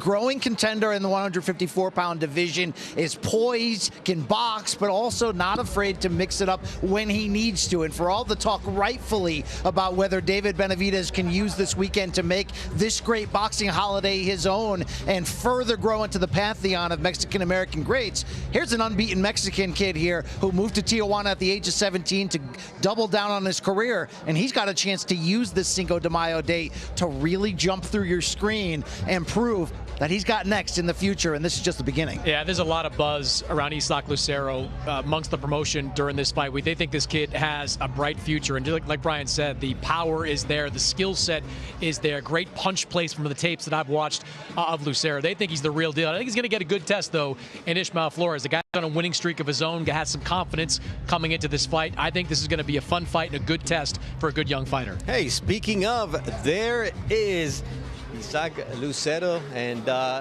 you can see the smiles. I mean, he says he was built for this. Winning 4 Mexican national championships will get you ready for the big stage, but you really don't know what you're gonna feel until you get here. But he's got Fernando Fernandez with him, a longtime trainer with Eric El Terrible Morales. And so when you have that pedigree, all of a sudden you can walk into a place like this with that confidence. Yeah, with that Eric Morales background, I think you know how he's going to fight in the ring. He's going to be aggressive going out there. Yeah, he's got a little bit of swagger. He's got a little bit of fight to him. He's got a lot of tools and that skill set. And he's fighting in arguably the best division in all of boxing right now. We know 154 is loaded from the top to bottom. Sebastian Fundora has made his stand as the top guy in the division. We've got Virgil Ortiz sitting out there, Boots and Zayas going at it at the end of June. So this kid, highly ranked by 2 of the sanctioning bodies, has a chance to make some moves in this weight class, put himself in position rather quickly to be in a place to fight for a world title. And he also kind of looks the part. He's been groomed for this opportunity to get into the title picture, to put himself into a big fight, which certainly he can have the opportunity in a breakout performance tonight. He's got that confidence with him that I belong here, and that really matters at this point. Sure, he's going to have to step up, and this is certainly a tough matchup where he's going to really earn that in the ring. But from a demeanor standpoint, when you talk to him, very much a believing in what he brings to the table. All right, we got problems with your mic, BC, but let's get to Jorge Chavez, 15-0-1, and he'll be taking on Jose Sanchez. This is a battle of 2 undefeated or unbeaten fighters because Sanchez is 15-0 with 9 knockouts. So what do you anticipate from that fight? I think it's going to be a physical fight as well. I think Chavez, Sanchez, this is going to be a tremendous battle in the 122-pound division. Both guys like to bang. Both guys are physical, and I think both these guys, seeing them around this week, relish this opportunity to be on this type of stage. We talked about a hot division. 122 is a hot division as well. We just saw Inoue and Nakatani fighting for all the belts at 122 pounds. These guys are a little bit further away from that type of spot, but another opportunity for 2 guys on a big stage to put themselves in a big position. And you got 2 hungry fighters here. They haven't hid from the idea that they're in this to win the night, to steal the show. Will one of them turn into the boxer? Will they stand and trade like they said? What's interesting is how much they also pulled from knowing from each other. Tito Sanchez won an amateur bout when the 2 faced off as amateur rivals in 2018. The change, now that they're professionals, as Chavez believes the tables has turned, and he's the better fighter coming into this, with 2 unbeaten guys knowing they have the opportunity to let their name be known on this special date. I have to believe that both are going to give all they've got, and we're going to be the benefits of it. And you know what? It's a California fight. Well, we got the Coachella Valley against Baja California, Tijuana, so you know there's that Mexican-American rivalry going on in this fight. And what about the feature bout of the evening? We got Oscar Duarte, who, I mean, he dealt with the heartache. You talk about bad Fridays in consecutive fight weeks. The fight with Richardson Hitchens for the IBF world title gets canceled when Hitchens, quote unquote, is ill. And then you get this situation where Angel Fierro's coming off of a whole plethora of issues, and he misses weight, not by 1, not by 2, but 3 pounds. And Duarte says, I cannot let this camp go to waste, BC. Yeah, and look, Duarte is like, I'm going to use this platform to make my name. I'm going to prove that I belong in this title picture, and then I'm going to take this opportunity and get a title shot next. So we know what's at stake for Duarte, but I'm not going to completely count out Fierro, just from the standpoint that he seems to relish being the villain in these type of fights. He'll come in and miss weight. He's pulled out of fights before. He's been disqualified in fights before. I believe he'll have a technical disadvantage against the hungry Duarte, but Fierro knows what part he's playing. Potential spoiler, and if you've seen him fight before, you know he's going to go to war as soon as he can. Let me tell you, Fierro could have come in 50 pounds overweight, and Oscar Duarte would have taken that fight. He would have come in looking like the Stay Puft Marshmallow Man, and Oscar Duarte would have taken that fight, given the last couple of months that Duarte has had. And I agree, it is a physical, dangerous fight. I just love what I've seen from Oscar Duarte since he linked up with Robert Garcia. He has been on an upwards trajectory, beating some very good guys in this 140-pound weight class. He has had some success. That power is still there, but has been backed up by some good technique as well. He's part of Golden Boy's stable there, and just a guy that has some great success over the last couple of fights. And look, the stakes for Duarte, they really couldn't be higher at this point. Since Teofimo Lopez rejected the IBF's order of fighting Lindolfo Delgado for that vacant 140-pound title, the IBF, I'm told, is going to wait for the outcome of this fight. If Duarte comes through it, he is going to be allowed to challenge Delgado for that vacant title. So he's going to get his title shot if he comes out with a win, and there shouldn't be any more motivation than that for Oscar Duarte. And look, we hear how many other guys say, look, that's my brother, I would never fight him. Oh, he's this, I would never fight him. Guess what? Lindolfo Delgado, undefeated Mexican Olympian. Oscar Duarte, he has a potential opportunity to re-earn that spot for a world title shot tonight.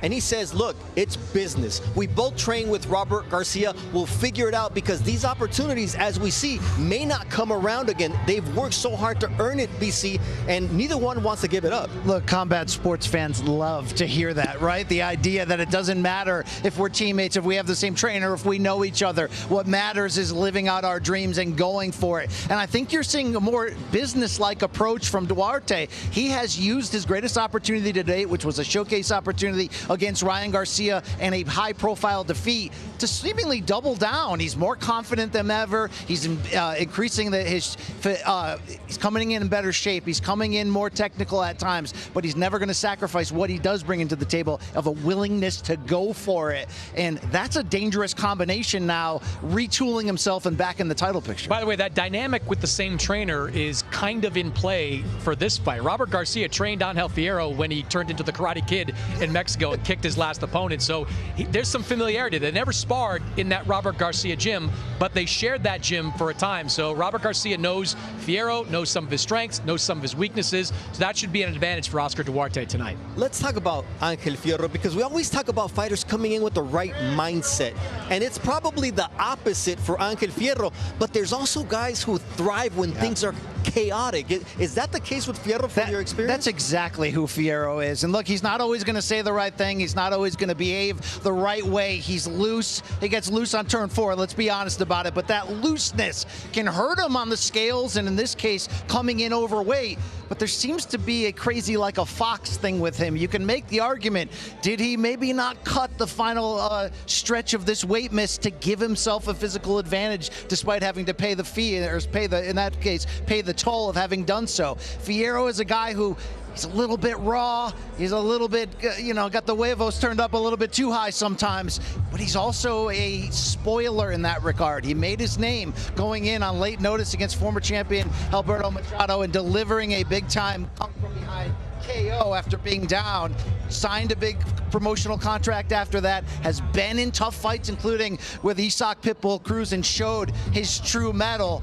He also has made some rough decisions. We mentioned that DQ fight.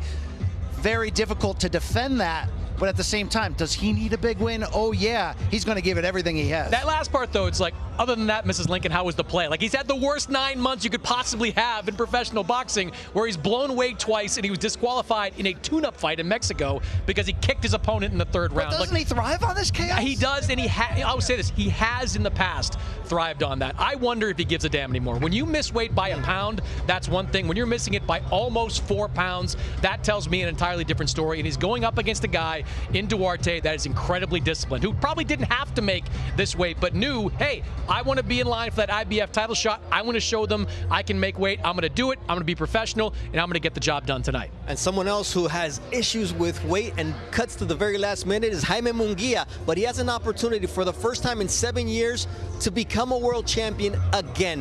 What do you expect from this fight, Chris? Because Armando Resendiz is coming off of the upset of the year against Caleb Plant. Nobody gave him a shot. He ruined the Plant-Charlo fight, and now he believes that he's the best at 68. I'm going to give you some expert analysis here. Please do. I have no idea. I have no idea how this fight is going to play out, which makes it exciting. Look, I think on paper, Jaime Munguia is the better fighter. I think he's got the better resume. I think he's got the better offensive skills. He's working with Team Canelo now. But I also don't know what is left in the tank for Jaime Munguia. He has fought some wars dating back to the days of 154 pounds. He was battered in that fight against Canelo Alvarez. He was knocked out by a non-puncher in Bruno Saras. Yes, he avenged that loss over in Saudi Arabia a year ago, but I don't know if this guy, who's still young, is the shot-worn fighter. Whereas Resendiz, we have seen him against Caleb Plant succeed at the near highest level. Caleb Plant was viewed as a top guy at 168, but a couple of fights before that, he was stopped by Elijah Garcia. He has a loss to Marcos Hernandez. I don't know which one of these two guys is real at this stage. That's what makes this fight a pretty exciting one. All right, there you see the tail of the tape. Munguia, 2 years older, but a lot more experience. And you see the height and reach advantage, all in favor of the fighter from Tijuana, Baja California. But Armando Resendiz, he says, I'm representing Nayarit, and anybody who's been to Punta Mita knows that beautiful land gives great things, and now they have a world champion. We invite you to buy the pay-per-view, but for now, we send it down to Mauro Ranallo and the team, where Iceman cometh. Daniel Blancas puts his undefeated record on the line against Raul Salomon. It's all yours.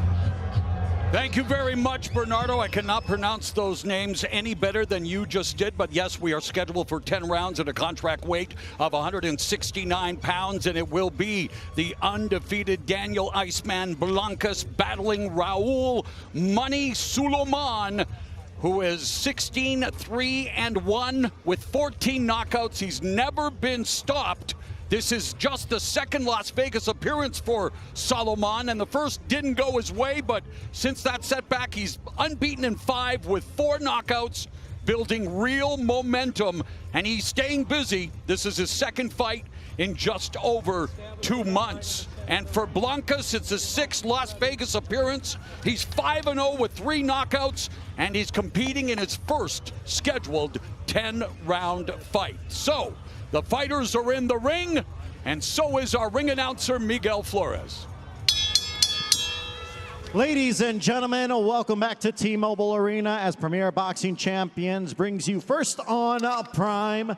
Once again, this is brought to you by Golden Boy Promotions and Samson Boxing in association with TGB Promotions. Sponsored by Thomas J. Henry Law, VMC Cocktails, Linear Protein Bar, and Mortal Kombat 2, only in theaters May 8th. Our 3 judges ringside for this one are Kermit Bayless, Eric Cheek, and Max DeLuca. The referee in charge of the action is Mark Nelson. And now Premier Boxing Champions presents our featured bout for First on Prime. It is 10 rounds in the super middleweight division. Introducing first in the red corner, he's wearing the gray and black trunks. He weighed in at 167.4 pounds.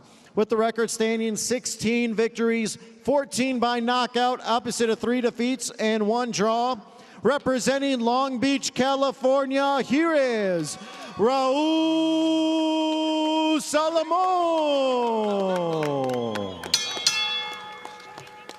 And now introducing his opponent across the ring in the blue corner. He is wearing the colors of the Mexican flag.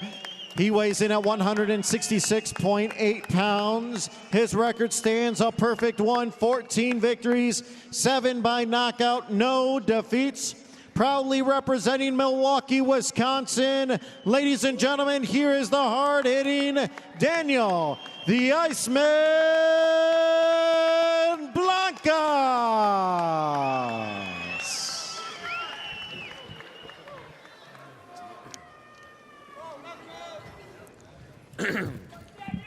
All right, seconds. Gentlemen, you had your instructions earlier. You know what I expect. Listen, punches from here up are considered good. Punches from here up are good. Obey my commands and protect yourself at all times. Touch them up. Good luck. The 27-year-old Salomon, a solid baseball player, starting catcher in his high school baseball team, hopes to hit his opponent as hard as fellow catcher Cal Raleigh hits a baseball. Meanwhile, Blancas, he's got 7 KOs in his 14 wins, looking to keep it perfect as we begin round number 1. And Blancas, known as the Iceman. My fellow Canadian Drake is dropping the album Iceman on May 15. Okay. I wonder if that means Kendrick Lamar drops Fireman on May 16. Well, I'll tell you what, Daniel Blancas drops his left hooks in his last two fights. His last 2 fights, he's knocked that opponent out cold and early with that left hook. But Salomon said he fell in love with boxing the first time he got punched in the face, so he could take a pretty good shot. Yeah, he didn't grow up in boxing. He found it walking into a gym in Long Beach, California. Never looked back. He rose fast. 2-time California Golden Gloves champion, a 3-time regional winner. He chased an Olympic dream that was cut short by injury, but that setback did not end the journey. It just redirected it, and here he is, Cinco de Mayo weekend, on a big stage, looking to hand Blancas his first loss. Yeah, it really fits this card, Moro, talking about Salomon, because his fighting style, it's going forward, aggressive. He's the type of guy that will break you down little by little. Right now, this is the first round. Blancas doing good with the jab, but believe me, Salomon will find a way to get in. Yeah, and right there, that's the one thing that Salomon has. It's great timing. He's landed that left hook a couple times in there, right over that top. And we'll see, Blancas has been timed coming in and dropped early in the past, so we'll see if Salomon can kind of time him up as Daniel's coming in there. Scouting report on Blancas is that he's calm, he's composed, ready for action. He's promising a Cinco de Mayo weekend war built on his jab, his feints, footwork, and the left hook that we've talked about that he plans to sit down on.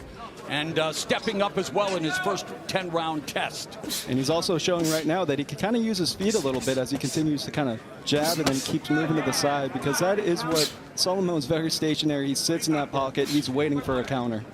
Yeah, one thing that Salomon's not doing, he's just following. He's not cutting off the ring. So that leaves for Blancas to get off easy. Use the ring. There you go, cutting off the ring as well. But, you know, again, Salomon being too patient, too slow in this first round. Tactical start for both fighters.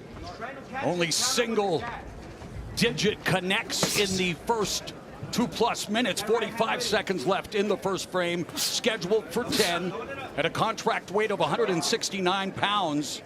Salomon has actually sparred with Armando Resendiz and Jaime Munguia. In fact, he sparred with Resendiz in preparation for their fights tonight. Resendiz defending his 168-pound title for the first time against former 154-pound titleist Jaime Munguia in a much-anticipated co-main event coming up later tonight on pay-per-view. Yeah, Salomon has sparred with pretty much everybody, including David Benavidez. Right cross there by Salomon. Yes, he's had some great sparring. Stop! Don't punch. Don't punch. And now he's going against a Jose Benavidez trained fighter and Daniel Blancas. So a little interesting storyline there. We will hear from Jose Benavidez Sr. in Blancas' corner. I like this round. Good distance. High guard, I like that. But move a little bit more too. Jab upstairs, downstairs, and then hook with that jab. Change that jab, hook it. Upstairs, downstairs, and if he follows you, catch him with the right hand coming in. Okay? Because listen, he's good there. He's right in front of you. He moves, 1-2. He's trying to look for the body. Look what he's doing. 1-2 body. That's what he's trying to do. And stay off the ropes, please. You got good legs, okay? Just be aware of headbutts.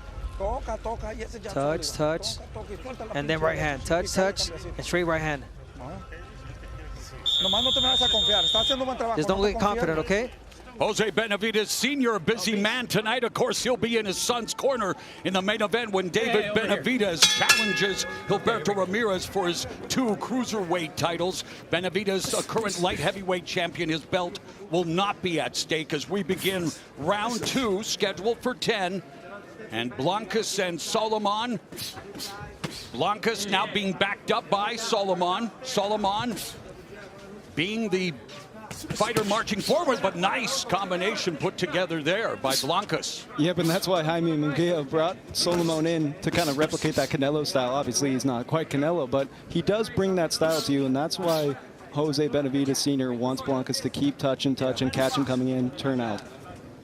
This tempo of fight, you know, favorites Blancas without no doubt. Beautiful. Once Salomon starts pressuring and throwing a lot more, it's going to make it difficult for Blancas. But as far as now, he's taking full control of this fight. Blancas really trying to beat David Benavidez with those combinations and has put together some crisp combos, but now backs up again as Salomon comes forward, inching. Nice countered left hook there by Blancas upstairs. Oh, nice. Sitting down in that right hand. Yep, and those combinations. Nice jabs to the body and upstairs. So good punch placement, good punch variety.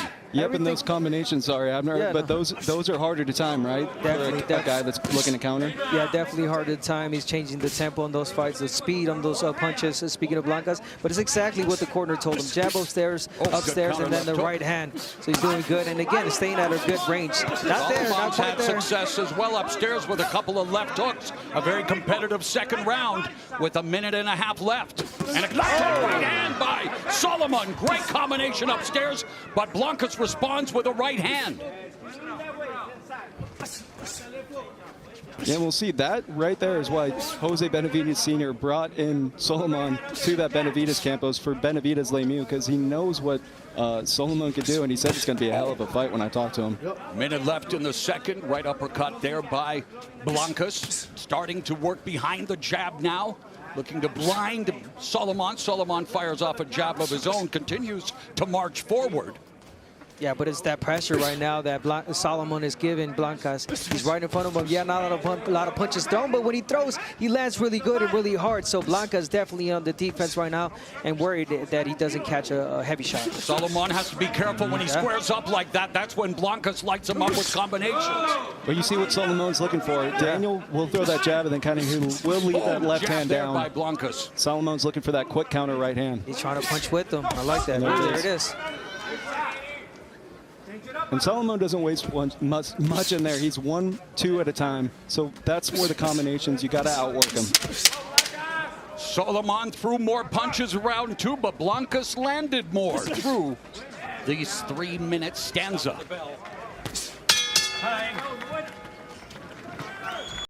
We will hear from Edgar Jasso in the corner of Raul Salomon. Listen, I know we're going to start from little to more. You understand? Start closing up the gap. You're looking to counter with 2-3 punches. You're only giving me one. You understand? Give me a little bit more movement. Give me a double jab. You're only throwing one jab. That's why he's countering. You understand? Nico, it's very important. Watch that left hook, bro. I'm always going to be mine with the left hook. Be patient, but don't be too patient, all right? Let's start working the body. Continue working the body, okay? Give me some feints, all right? All right? And here's a well-timed left hook from Blancas. Uppercut, body shot body shot right there with the left hook. And then stepping out, not staying in the pocket. That's exactly what you want to do if you're both Blancas. Do not stay in there. There it is. Perfect example when you stay in there. Salomon will catch you because he's throwing with you. He's waiting for you to extend that jab. And right there was why he was brought in for Canelo, because he did that little bit of a feinted left hand. Both fighters have hit the deck like blackjack dealers here in Las Vegas. Salomon's been down twice in his career. Blancas has been down once. As we begin round number 3, Blancas along the ropes. Tries to move out to his left. Has to be careful. He'll go into the power alley of the right hand of Salomon. Yeah, Salomon is kind of closing in, and he snuck in a few little quick left hooks as well, and that is what Rico Santana was able to drop Blancas with. And right there, once again, that jab coming through. There's that quick right hand out of Blancas on the inside, but we'll see. He's got to get those hands up. Does Blancas, because once again, Salomon's got great timing, and he's just looking for that one quick counter, even though his coach told him you got to start looking for a little bit more, need 2-3 at a time. Yeah, I want to see a little bit more investment to the body of your Salomon. If you want to take that type of tempo, that type of a slow pace, and take these rounds little by little, well, break them down. Slow down the fight for Blancas, but I'm not seeing. I'm seeing a lot of head hunting from Salomon. He does have power though.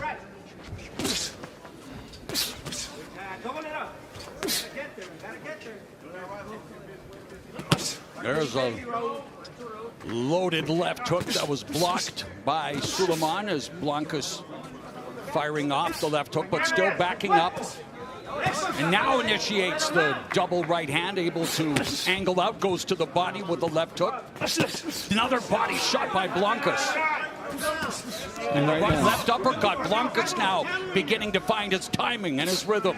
And he's exiting, right, Abner? He's kind of doing his work and being aware of those counters. Yeah, he's doing exactly what you have to do against an aggressive fighter, a fighter that's standing right in front of you. Blancas Combinations and then side steps. Landing over 50% of his power shots. So off to a great start and beginning to use the jab efficiently as well.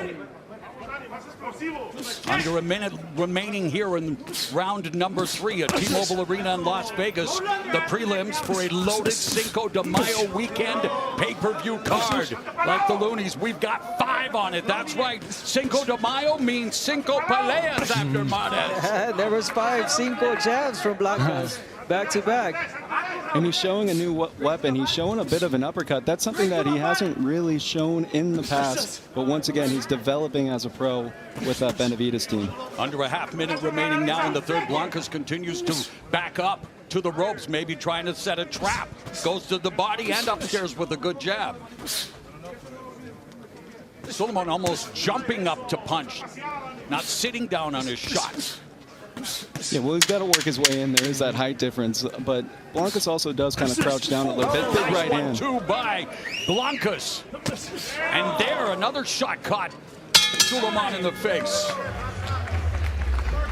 Coming up later tonight on pay-per-view, one of the most imposing punchers at 140 pounds, Oscar Duarte, who decided to take the fight despite Angel Fierro missing weight yet again. He didn't want to waste 2 camps. He was supposed to challenge Richardson Hitchens for a 140-pound title. Hitchens was sick day of, moved out of the weight classes, now at 147. Duarte says, I am a champion, and I'm going to prove it here tonight. Oscar Duarte against Angel Fierro in what should provide us with plenty of fistic fireworks. He looks all business right now on that walk, and I'll tell you that. He's going to take out those 2 last weigh-in. Kind of, Fierro might be in for a tough one. Quite the entrance right to your locker room. This is not even up to the fight. Poker face for sure. Yeah. This is the town you wanted.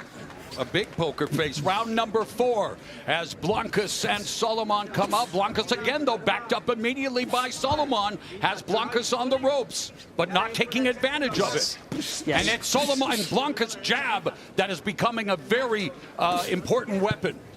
Yeah, beautiful jab upstairs, downstairs, and he's hooking that jab. He's, again, changing the speed on that. Really good advantage right there from the long distance, Blancas. Left hook, Blancas ripping the left hook as he slipped. The Salomon punch sat down on that right hand as well. And that's when Blancas' left hook is at the best, when he's able to kind of preload it. In the past, when he was a younger fighter, he would load it up at range, but on the inside, when he's able to slip and then explode, that's how he gets those big knockout shots with that left hook of his. And again, no second gear from Salomon. Like Marlon mentioned, he did it right. He was right there, but he doesn't let his punches go.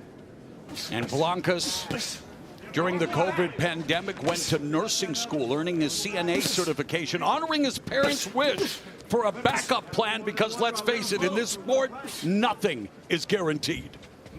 Nice right hand from Blancas. Left hook upstairs by Salomon. Good feint by Blancas, wanting to get Salomon to bite. Yep, and those feints are one of the keys that Blancas said he was looking for in this fight, because that is another way to throw off that timing.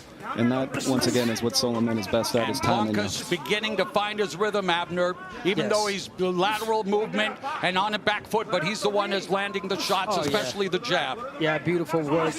Like you said, the speed is there, the timing, and he's even controlling the center of the ring when he wants to, but he knows that he doesn't and shouldn't be there, so he decides to go on the outside, and again, it's beautiful work. It's a muted output in terms of punches thrown, but Blancas more than doubling Salomon in terms of total connects here in the 4th round, scheduled for 10 with a minute left in this 4th frame. Yeah, no urgency from Salomon. I mean, this is a big card, big opportunity for him, and I'm not seeing a lot from Salomon. Good hand speed on display from Blancas. Yeah, Blancas is showing a lot right now, and he's showing that he can kind of keep those punches short of his, even being a tall, lanky guy. Coming up on the final 30 seconds of the fourth. Edge Blancas here in the fourth round.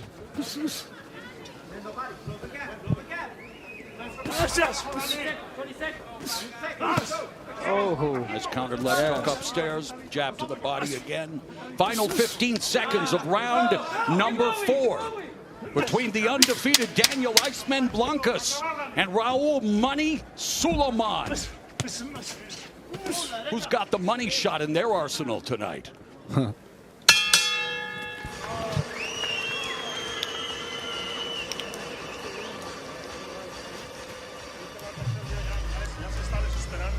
Listen, he's getting desperate already.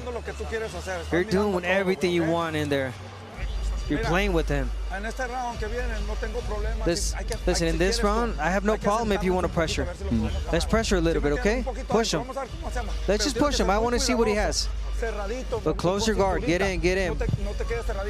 But close your guard, okay? Moving, not just in front of him. Move your head.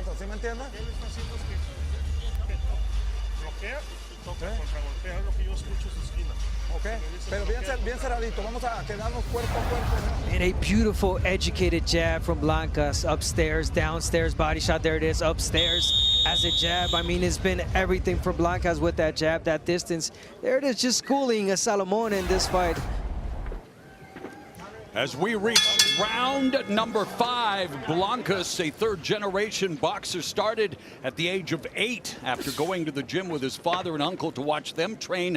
Had about 100 amateur fights and now going to work with the jab and the left hooks on Salomon here in round number 5. And you look at the jabs, and actually it's a much closer than I would have thought. It's been a more effective weapon for Blancas than it has for Salomon. Oh, yeah, big time. I mean, just as Jose Benavidez, you heard him in that corner. You're doing everything you want in there, but he wants Blancas to be inside now. He wants to see if he can kind of really, you know, take the fight to Salomon, push this come-forward fighter back. Oh, nice left hook to the body by Blancas. Looking to frame the shot there. I don't think that's quite exactly what Blancas should do. We saw that Salomon landed. There it is. Nice right hand over the top by Blancas. Again, but also Salomon landed his left hook. Again, you know, you don't want to give opportunities like that to Salomon. Again, he is a big puncher. He's a guy that will break you down. So don't start boxing, start doing what you were doing and what was working for you as far as Blancas. 14 of his 16 wins have come by knockout for Salomon. He's lost 3 times, but never been stopped. Yeah, and Blancas has no KOs after round 4, so we'll get to really see that gas tank, both their first 10-round fights, the both of them. And I don't know, I think Jose really wants Blancas to put on a show, let the world know he's here, that there is a new name in the 168-pound division, and that would happen from pressing someone back, getting them out of there. Of course, but I'm not even mad at this. This is brilliant. This is great work. This is boxing, what we're seeing from Blancas. And again, yeah, I mean, you want to see action as well, stay in the pocket, but I appreciate this as well. Me too, but he's coming from that Benavidez camp, you know. Yeah. Was asked to join the Benavidez camp, helped Benavidez with Caleb Plant. That fight that Benavidez ended up coming back and winning, of course, showing off his power at 168 pounds. And his last fight against Anthony Yarde showed it at 175. Will the power come 25 pounds north with him tonight against Gilberto Ramirez in the main event? We'll find out. But here's Salomon and Blancas at close quarters with 45 seconds left in the 5th. Yeah, and just like right there, you saw Salomon. He's loading up on those shots, getting desperate. Once again, what kind of Jose said in that corner. So Blancas has just got to be aware of those. 1 or 2 shots coming back. But he can be smart, load up on a few of those left hooks, kind of make Salomon miss. Solomon's hands are low. How low can you go? Now he's got the high guard, but gets hit, takes some steam up. The punch rolled with that right hand. And you see Salomon took a step back right there, and that's kind of what the plan was from Blancas this round. And there's a big right hand over the top, too. Body shots by Blancas. Flicking jab by Salomon. We are at the midpoint of the scheduled 10-round fight at a contract weight of 169. veo que no aguanta el güey. Sí, ¿verdad? Pero ¿sabes qué? Aguanta aquí arriba. Listen, Pero si me lo agarras con un uppercut, when you catch him with the uppercut, no va a aguantar, güey. he's not gonna take it. Finish to the body, uppercut and then body. I'm sure he's not gonna take it. Let's risk a little bit more, okay? I want to see that risk. But when you get in the inside, uppercut, inside punches, uppercut, uppercut, and then finish to the body. Ahí es donde lo vamos a clavar. O toca, vente para la orilla, pum, a la orilla, ¿ok? Vaselina. No, pero no te me confíes, no te me confíes. And here it is, Blancas, you know, jab upstairs, downstairs, but really smart from Salomon trying to get the, the hands down, but beautiful counter punch right there from Blancas. Again, being really obedient and really strict with that distance. Beautiful work from Blancas. Both Blancas and Salomon coming off knockout wins in their previous outings. The undefeated Daniel Iceman Blancas in the Mexican flag colors, Raul Money Salomon in the gray and black trunks, and our unofficial scorer, Larry Hazard, has Daniel Blancas pitching a shutout through 5 rounds. Yeah. Don't know his catcher in Salomon, as you mentioned at the beginning, former catcher. That's but right. I know you'll appreciate the baseball analogy. Yeah. And once again, Salomon said he chose boxing because he got punched in the face and he fell in love with it. I was kind of the opposite. Baseball for me. Yeah, and he's doing a lot of that, catching and obviously taking a lot of shots to the head. Speaking of Salomon. Yeah, that's right. He's a different kind of catcher tonight. Combination upstairs by Blancas, moving to his right, goes downstairs to the body, and then fires a left hook to the jaw. And that left hook, you saw when he's able to double up on it, come back over the top, that's when he's able to really generate that steam on it. Even showed some combinations from the southpaw stance momentarily as he was shifting. But look at Blancas going to work now. Avoids the sweeping left hook for Salomon. Salomon not just trying to walk down Blancas, but Blancas right at the range he needs to be, Abner. Yeah, right at the range. He's being really, really good, really educated again with that jab. The jab is everything for him in this fight, and it has it. It opens up the door for everything. It opens up the guard and the distance, and I'm just loving what I'm seeing from Blancas right now. Yeah, that range is everything. He's controlling distance, either kind of stepping on that outside, staying away from the mid-range. Big uppercut. Blancas will be the first to tell you don't win on fight night. You win in the work you put in the gym. And when you're a member of the Benavidez camp, you know you're going to be put to work. Yeah, he said they train like animals in there. And even Salomon said that having experience. So he knew what he was up against tonight. Here it is, changing the fight now. Blancas pushing him back. He's digging to the body. He's breaking him down. Making the adjustment. Yeah, now on the front foot, gets cuffed with a couple of right hands from Salomon. But it's combinations from Blancas. And what the corner told him, I want you to take a little bit more risks, and that's what he's doing right now. But he's taking them smart. You see, when he's smothering kind of those shots, getting his head down low, and being aware of those quick counters coming back. Yeah, you're right about that. Smart pressure. Head moving. Another left hook to the body. And Blancas really beginning to open up his advantage on Salomon. The first half of this fight belonged to Blancas, in the sixth, making even more of a pronounced statement. 26 of 79 compared to 9 of 64 for Salomon. So a sizzling 6th round for Iceman Blancas. Breathe. Hey, listen. He's done. He's cooked. It's whenever you want, okay? Just more body shot, okay? Uppercuts. But listen, right here, the chin. You see that? Or the body shot. Or the solar plex. But listen, if you hit downstairs, you want to come up with something. Bend your knees a little bit, and I want to see the uppercut.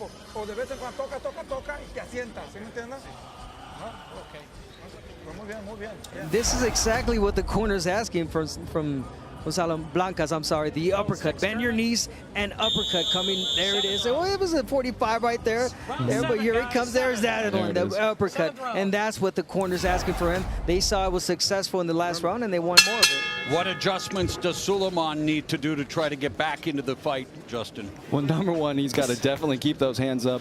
And he's not a guy that's going to use his feet. He's pretty much going to do the same thing every round, and that's going to be trying to walk you down. But he's going to have to punch kind of where Blancas is moving to. You see Blancas is moving left and right, and Salomon's just kind of following him, waiting for his turn. And so far, Blancas has landed more body shots than a bachelor party here in Sun City, as he's really going downstairs and making that investment. And again, everything is behind the stick, the jab. You saw that quick little uppercut right there from Blancas, but what Jose Benavidez wants him to do is bend down, get in those knees, and then come right up through it. Pretty much what he just did right there. Yeah, that's why we're not seeing a lot of the jab right now from Blancas, because he just wants to get in. There it is, get in close. Shot. High guard. And the uppercut is effective, like Jose Benavidez Sr. asked for. More uppercuts, more body shots. And Salomon got his jaw jacked with that uppercut on the inside. And total power punches through 7 rounds. Huge advantage for the undefeated Daniel Blancas. And here it is, exactly what the corner said. Hey, if you want it, and if you want, you can beat this guy and stop him. I'm sorry, Blancas. And yeah, when he decides to let his hands go, he's so relentless. He is, machine. There it is. We're seeing what Benavidez does. Seeking his 8th stoppage victory, making the investment to the body, pushing Salomon back to the ropes, landing a right hand upstairs on the left hook. Salomon taking these shots. He's been down twice, but he's stood up to every power shot from Blancas thus far. Yeah, then that's pretty much what Jose wanted in this fight. You're going against a come-forward fighter. Can you be the one that's going to be able to press him backwards? And you see he's kind of pushing him a few times, but he is being the bully in there as Blancas. Yeah, a lot of these pressure fighters, they don't know how to fight going backwards, and that's what, Blancas already found out about Salomon. So again, the first half of the fight, all Blancas, and he's really beginning to widen the gap, statistically speaking, and really digging to the body. Yeah, sometimes after they tell you got to bully that bully. Yeah. And Blancas took his time early, but as you see right there, he's the one that's able to kind of use his strength now. Just teeing off on Salomon. Salomon's high guard deflecting a lot of those shots, but still enough for getting through. But I like the mentality about the corner. That's Benavidez' father telling him, hey, he could box and he could have done all of this, and have won the fight easily, but he wants more action. He knows he can stop him and hurt him, and that's what Blancas is doing. Blancas, hand speed, combinations, the jab, footwork, the range. Yeah. And Salomon marching forward, but unable to do anything of consequence against Blancas. Blancas threw 94 punches in round 7. Wow. You good? Huh? That's what I want to fucking hear from you. Let's go. Understand? You need to do that fucking dog. Okay? Let's go there. You understand? You cannot be taking so many fucking punches in there. You understand? Raul, look, he's looking for the fucking counter because you're only throwing 1 punch. You're not listening. You're in the inside looking for the overhand right. You step over, fucking touch the fucking body. And did we tell you? Yes, Blancas found his rhythm. very did. There it is, the body shots, pushing him, feeling just comfortable, throwing punches and punches. Definitely Benavidez' school right now is what we're seeing in Blancas. Those beautiful combinations. Just brilliant work from Blancas this last round. Throughout the whole fight, really. Yeah, David Benavidez, one of the biggest offensive threats in all of boxing, known for that high volume pressure. And in the 168-pound division, the average is 51 punches thrown around. Blancas tonight is averaging 66, 90 over the previous 2 rounds. Well, there you go. Remember, what did he say is the biggest thing that he learned from David? The work ethic. The fight is won in the gym. And you're seeing that right now. First 10-round fight, and he's using more volume than I've really ever seen him use in the past. That is Blancas, and he's in flow state right now, pretty much even switching southpaw at points.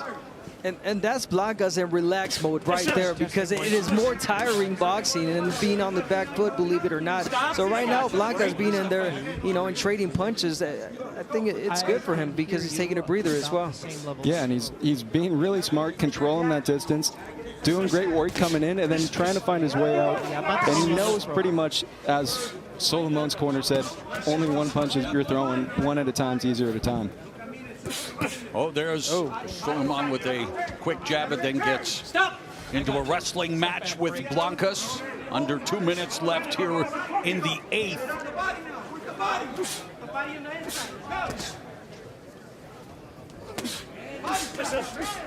Both of them looking to go 10 rounds for the first time. And and it's really now or never for Salomon. The corner trying to wake him up, trying to hype him up. Hey, listen, do you want this? Come on. We got to see more from you. And we are getting a little bit of glimpse of what Salomon can do if he's aggressive and he lets his hands go. But again, this is the 8th round. You got to pick it up. You got to look for a haymaker now, really, and hurt Blancas. Yeah, and he's been trying to do that, but he even had Blancas against the ropes. Blancas pretty tight in there. Didn't quite land too much. Salomon. He's up against it right now. And power punches landed for Blancas. Sulamon's father, Raul Sr., was a professional soccer player, and it's Salomon now looking for the goal! Under a minute left in the 8th. Always wanted to do that. Golazo right there. It sounded like it. It sounded good, buddy. Ready for the World Cup. I like that. Body shot from Blancas again continues to just sap away the strength of Salomon. Now we'll see if that uppercut really starts to play in here as Salomon is out of gas and he's kind of leaning on Blancas, especially with that head. Oh, it's a right hand that's found a home for Blancas. Everything's found a home pretty much for Blancas at the moment. But I like how he changes. Okay, yeah, he lands the right hand, but he doesn't, you know, just doesn't stay there. He looks for other punches to land as well. We have seen a surge in his offensive output as we are now at the end of round 8, and for the first time in their respective careers, both Blancas and Salomon will see round 9.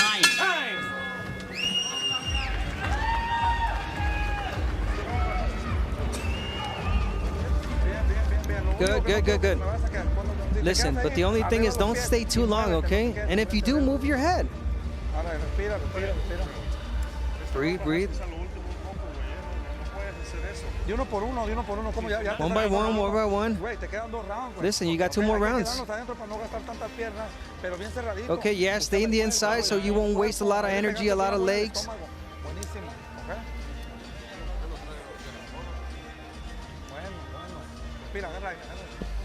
Breathe in. Give me another hard breathe. Deep breathe. Let him throw a little bit. Let him open up. But time him, okay?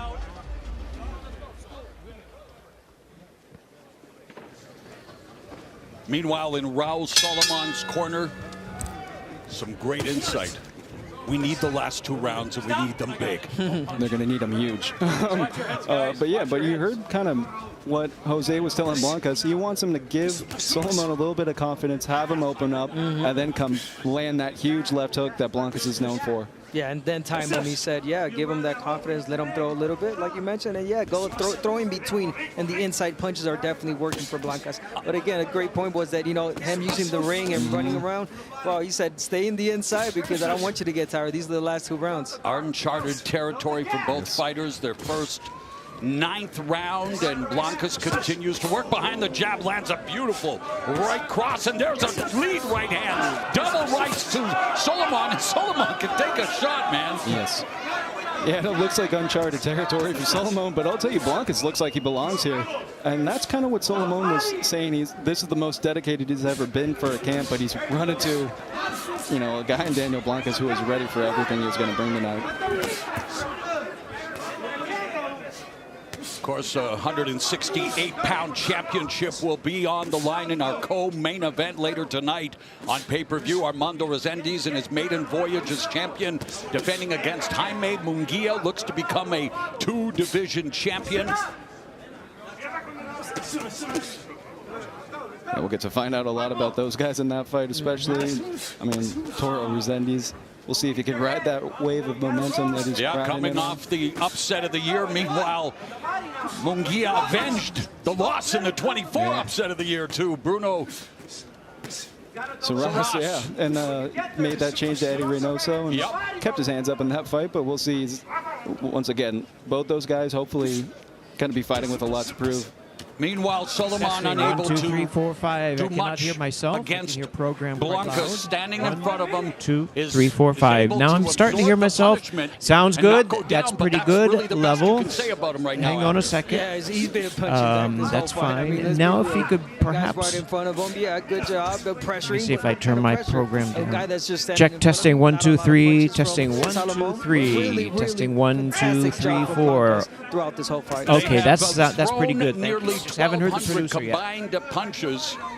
And we are 30 seconds away from completing the 9th round. There's a huge edge, though, statistically speaking, for the undefeated Daniel Blancas. Yeah, but you need a guy like Salomon for Blancas, because Blancas ended his last 2 fights early.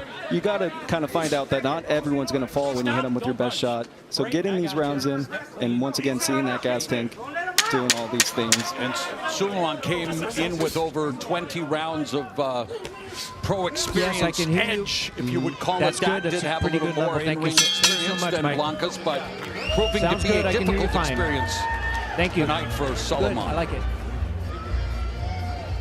I gotta have to tell you, bro. It seems like you don't want to fucking win in there. I do, bro. No, you don't, because you're fucking cruising in there. You're just cruising. We told you we need these fucking rounds. You're letting this motherfucker box. Last round, touch gloves. You good, Raul? You gotta throw more punches and hit the body, though. You have not hit the body. We've been telling you the whole fight, you gotta work the fucking body, and you keep headhunting. And you're looking for one fucking punch. Thank you. We need the fucking knockout to win. This is it, bro. You gotta knock him out. That's it. And then it's not gonna be by you trying to load up on one. You gotta set it up. You understand? All right, this is it, bro. Let your hands go, okay? Find the body. Be on him. Stay on You're him. much better than this fucking guy, bro. The boxing You understand? ring is the theater of truth. And sometimes that truth hurts. And Edgar Jasso speaking truth to Raul Salomon. It's come down to this, the final 3 minutes of this fight between the undefeated Daniel Blancas in the Mexican flag colored trunks and Raul Salomon in the gray and black trunks. You know, it'll be interesting to see how Blancas kind of treats this, if he's going to stand in there with him while Solomon's going for that knockout, and maybe that will be the opportunity for Blancas to land that huge counter. But I think it's going to come down to that. I mean, the pressure right now from Salomon, urgency, obviously, the corner telling him. I mean, he knows that he's got to look for the knockout. So, yeah, like you said, it's going to create an opening for Blancas to land a big shot. Meanwhile, Blancas using that jab as a beautiful paintbrush, and it's very effective. Upstairs, downstairs, body shots from Blancas. Step back, guys. Punch out of there. Stop. But no, not quite from Salomon. Not throwing a lot of punches again. Yeah, well, he kind of finds out right when he gets out there that he's landing a few. He finally threw a combination right there and snuck it through with that left hand, but the more he throws, the more he is open for a Blancas left hook counter.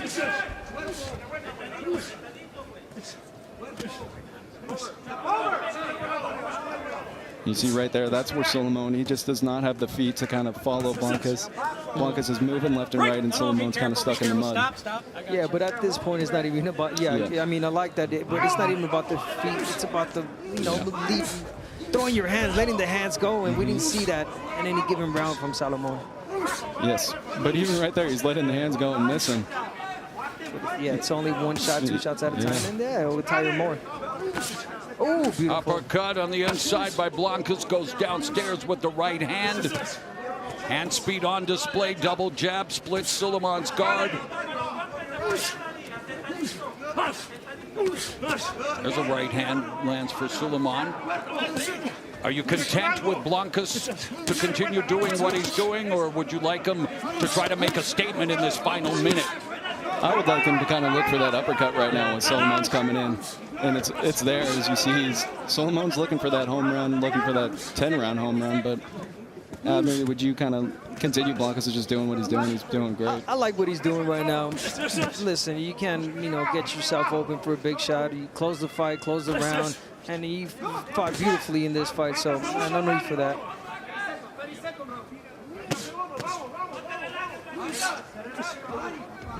And even right there, he was able to bully his way off the ropes when he got trapped in there. And just kind of using that strength against a guy who is a heavy, sturdy fighter in Salomon. Stop. It's the last round. Don't push this guy. You see that's a little bit of frustration by him. So for the first time in their respective careers, Daniel Blancas and Raul Salomon go the 10-round distance.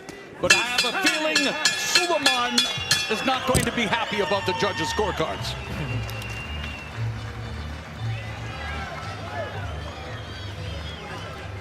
In the last 5 rounds, Daniel Blancas averaged 88 punches around. That's David Benavidez numbers. Yeah, I mean, look, when you're in that gym, you have no choice but to work hard, and you got to see the dividends of that tonight. Just great gas tank. He's shown it twice, been 8 rounds twice in Vegas. Now he's finally got that 10-rounder under his belt, and he's starting to become a little bit of a name at 168. All right, well, we have, of course, a big main event coming, the biggest fight size-wise in Mexican history as David Benavidez moves up to 200 pounds to challenge unified cruiserweight champion Gilberto Ramirez. They've had close to 200 rounds of sparring over the years. Let's go back to 2021. Is this a pay-per-view fight or a sparring session, Abner? It's a sparring session. That could be a pay-per-view fight. That looks like a fight! But yeah, it could be a pay-per-view fight, no doubt. And yeah, that's what they say. This sparring session was a fight. It was toe-to-toe, back and forth action. I mean, they don't even know who won that fight in that sparring session. I'm wondering if Ramirez playing a little mind game, saying, oh, you know, headgear, bigger gloves. I didn't make too much of it. Meanwhile, Benavidez said, I remembered every single second of those 200 rounds. Well, I think that's just the difference in Benavidez spars like it's a fight, whereas Zurdo kind of spars to get better. But I'll tell you what, Benavidez in the gym, in the ring, if he puts on those gloves, he's going for it. Does Daniel Blancas remain undefeated as we all believe? The man with the answers, Miguel Flores. Ladies and gentlemen, after 10 rounds of action, we go to the judges' scorecards. Judges Kermit Bayless and Max DeLuca both see it 99-91, and Judge Eric Cheek sees it 100-90. All 3 judges in agreement for your winner by unanimous decision. And still undefeated, Daniel, the Iceman Blancas. A lot to like about Daniel Iceman Blancas as he improves to 15-0 on this Cinco de Mayo weekend, and that wraps up the preliminary portion of the card. To put a capstone on the proceedings, let's go back up to Bernardo Osuna. Great job down there, Mauro. And always a pleasure to see up-and-coming fighters like the Iceman Blancas do what they do inside the ring. And you can see those familiarities with David Benavidez and that squad in terms of the style. What we want to do is invite you for the next 12 minutes to make sure you buy the pay-per-view. You see that QR code on the bottom right of your screen. It's as easy as scanning that. May cost you a little bit, but I know if you're here right now, it's because you want to be a part of this pay-per-view. And we also remind you that on July 25th, PBC Pay-Per-View returns for Errol Spence Jr., who comes back from a 3-year layoff as he travels all the way to Australia to take on their favorite son, Tim Tszyu. Jim Gray caught up with Spence earlier today. Tim, you've changed trainers. Jeff Fennick is now with you. Why have you made another change? The first thing was to stay in Australia, and then the second thing was to combine someone that's got that aggressive style, who's been in there, who understands boxers, and that's why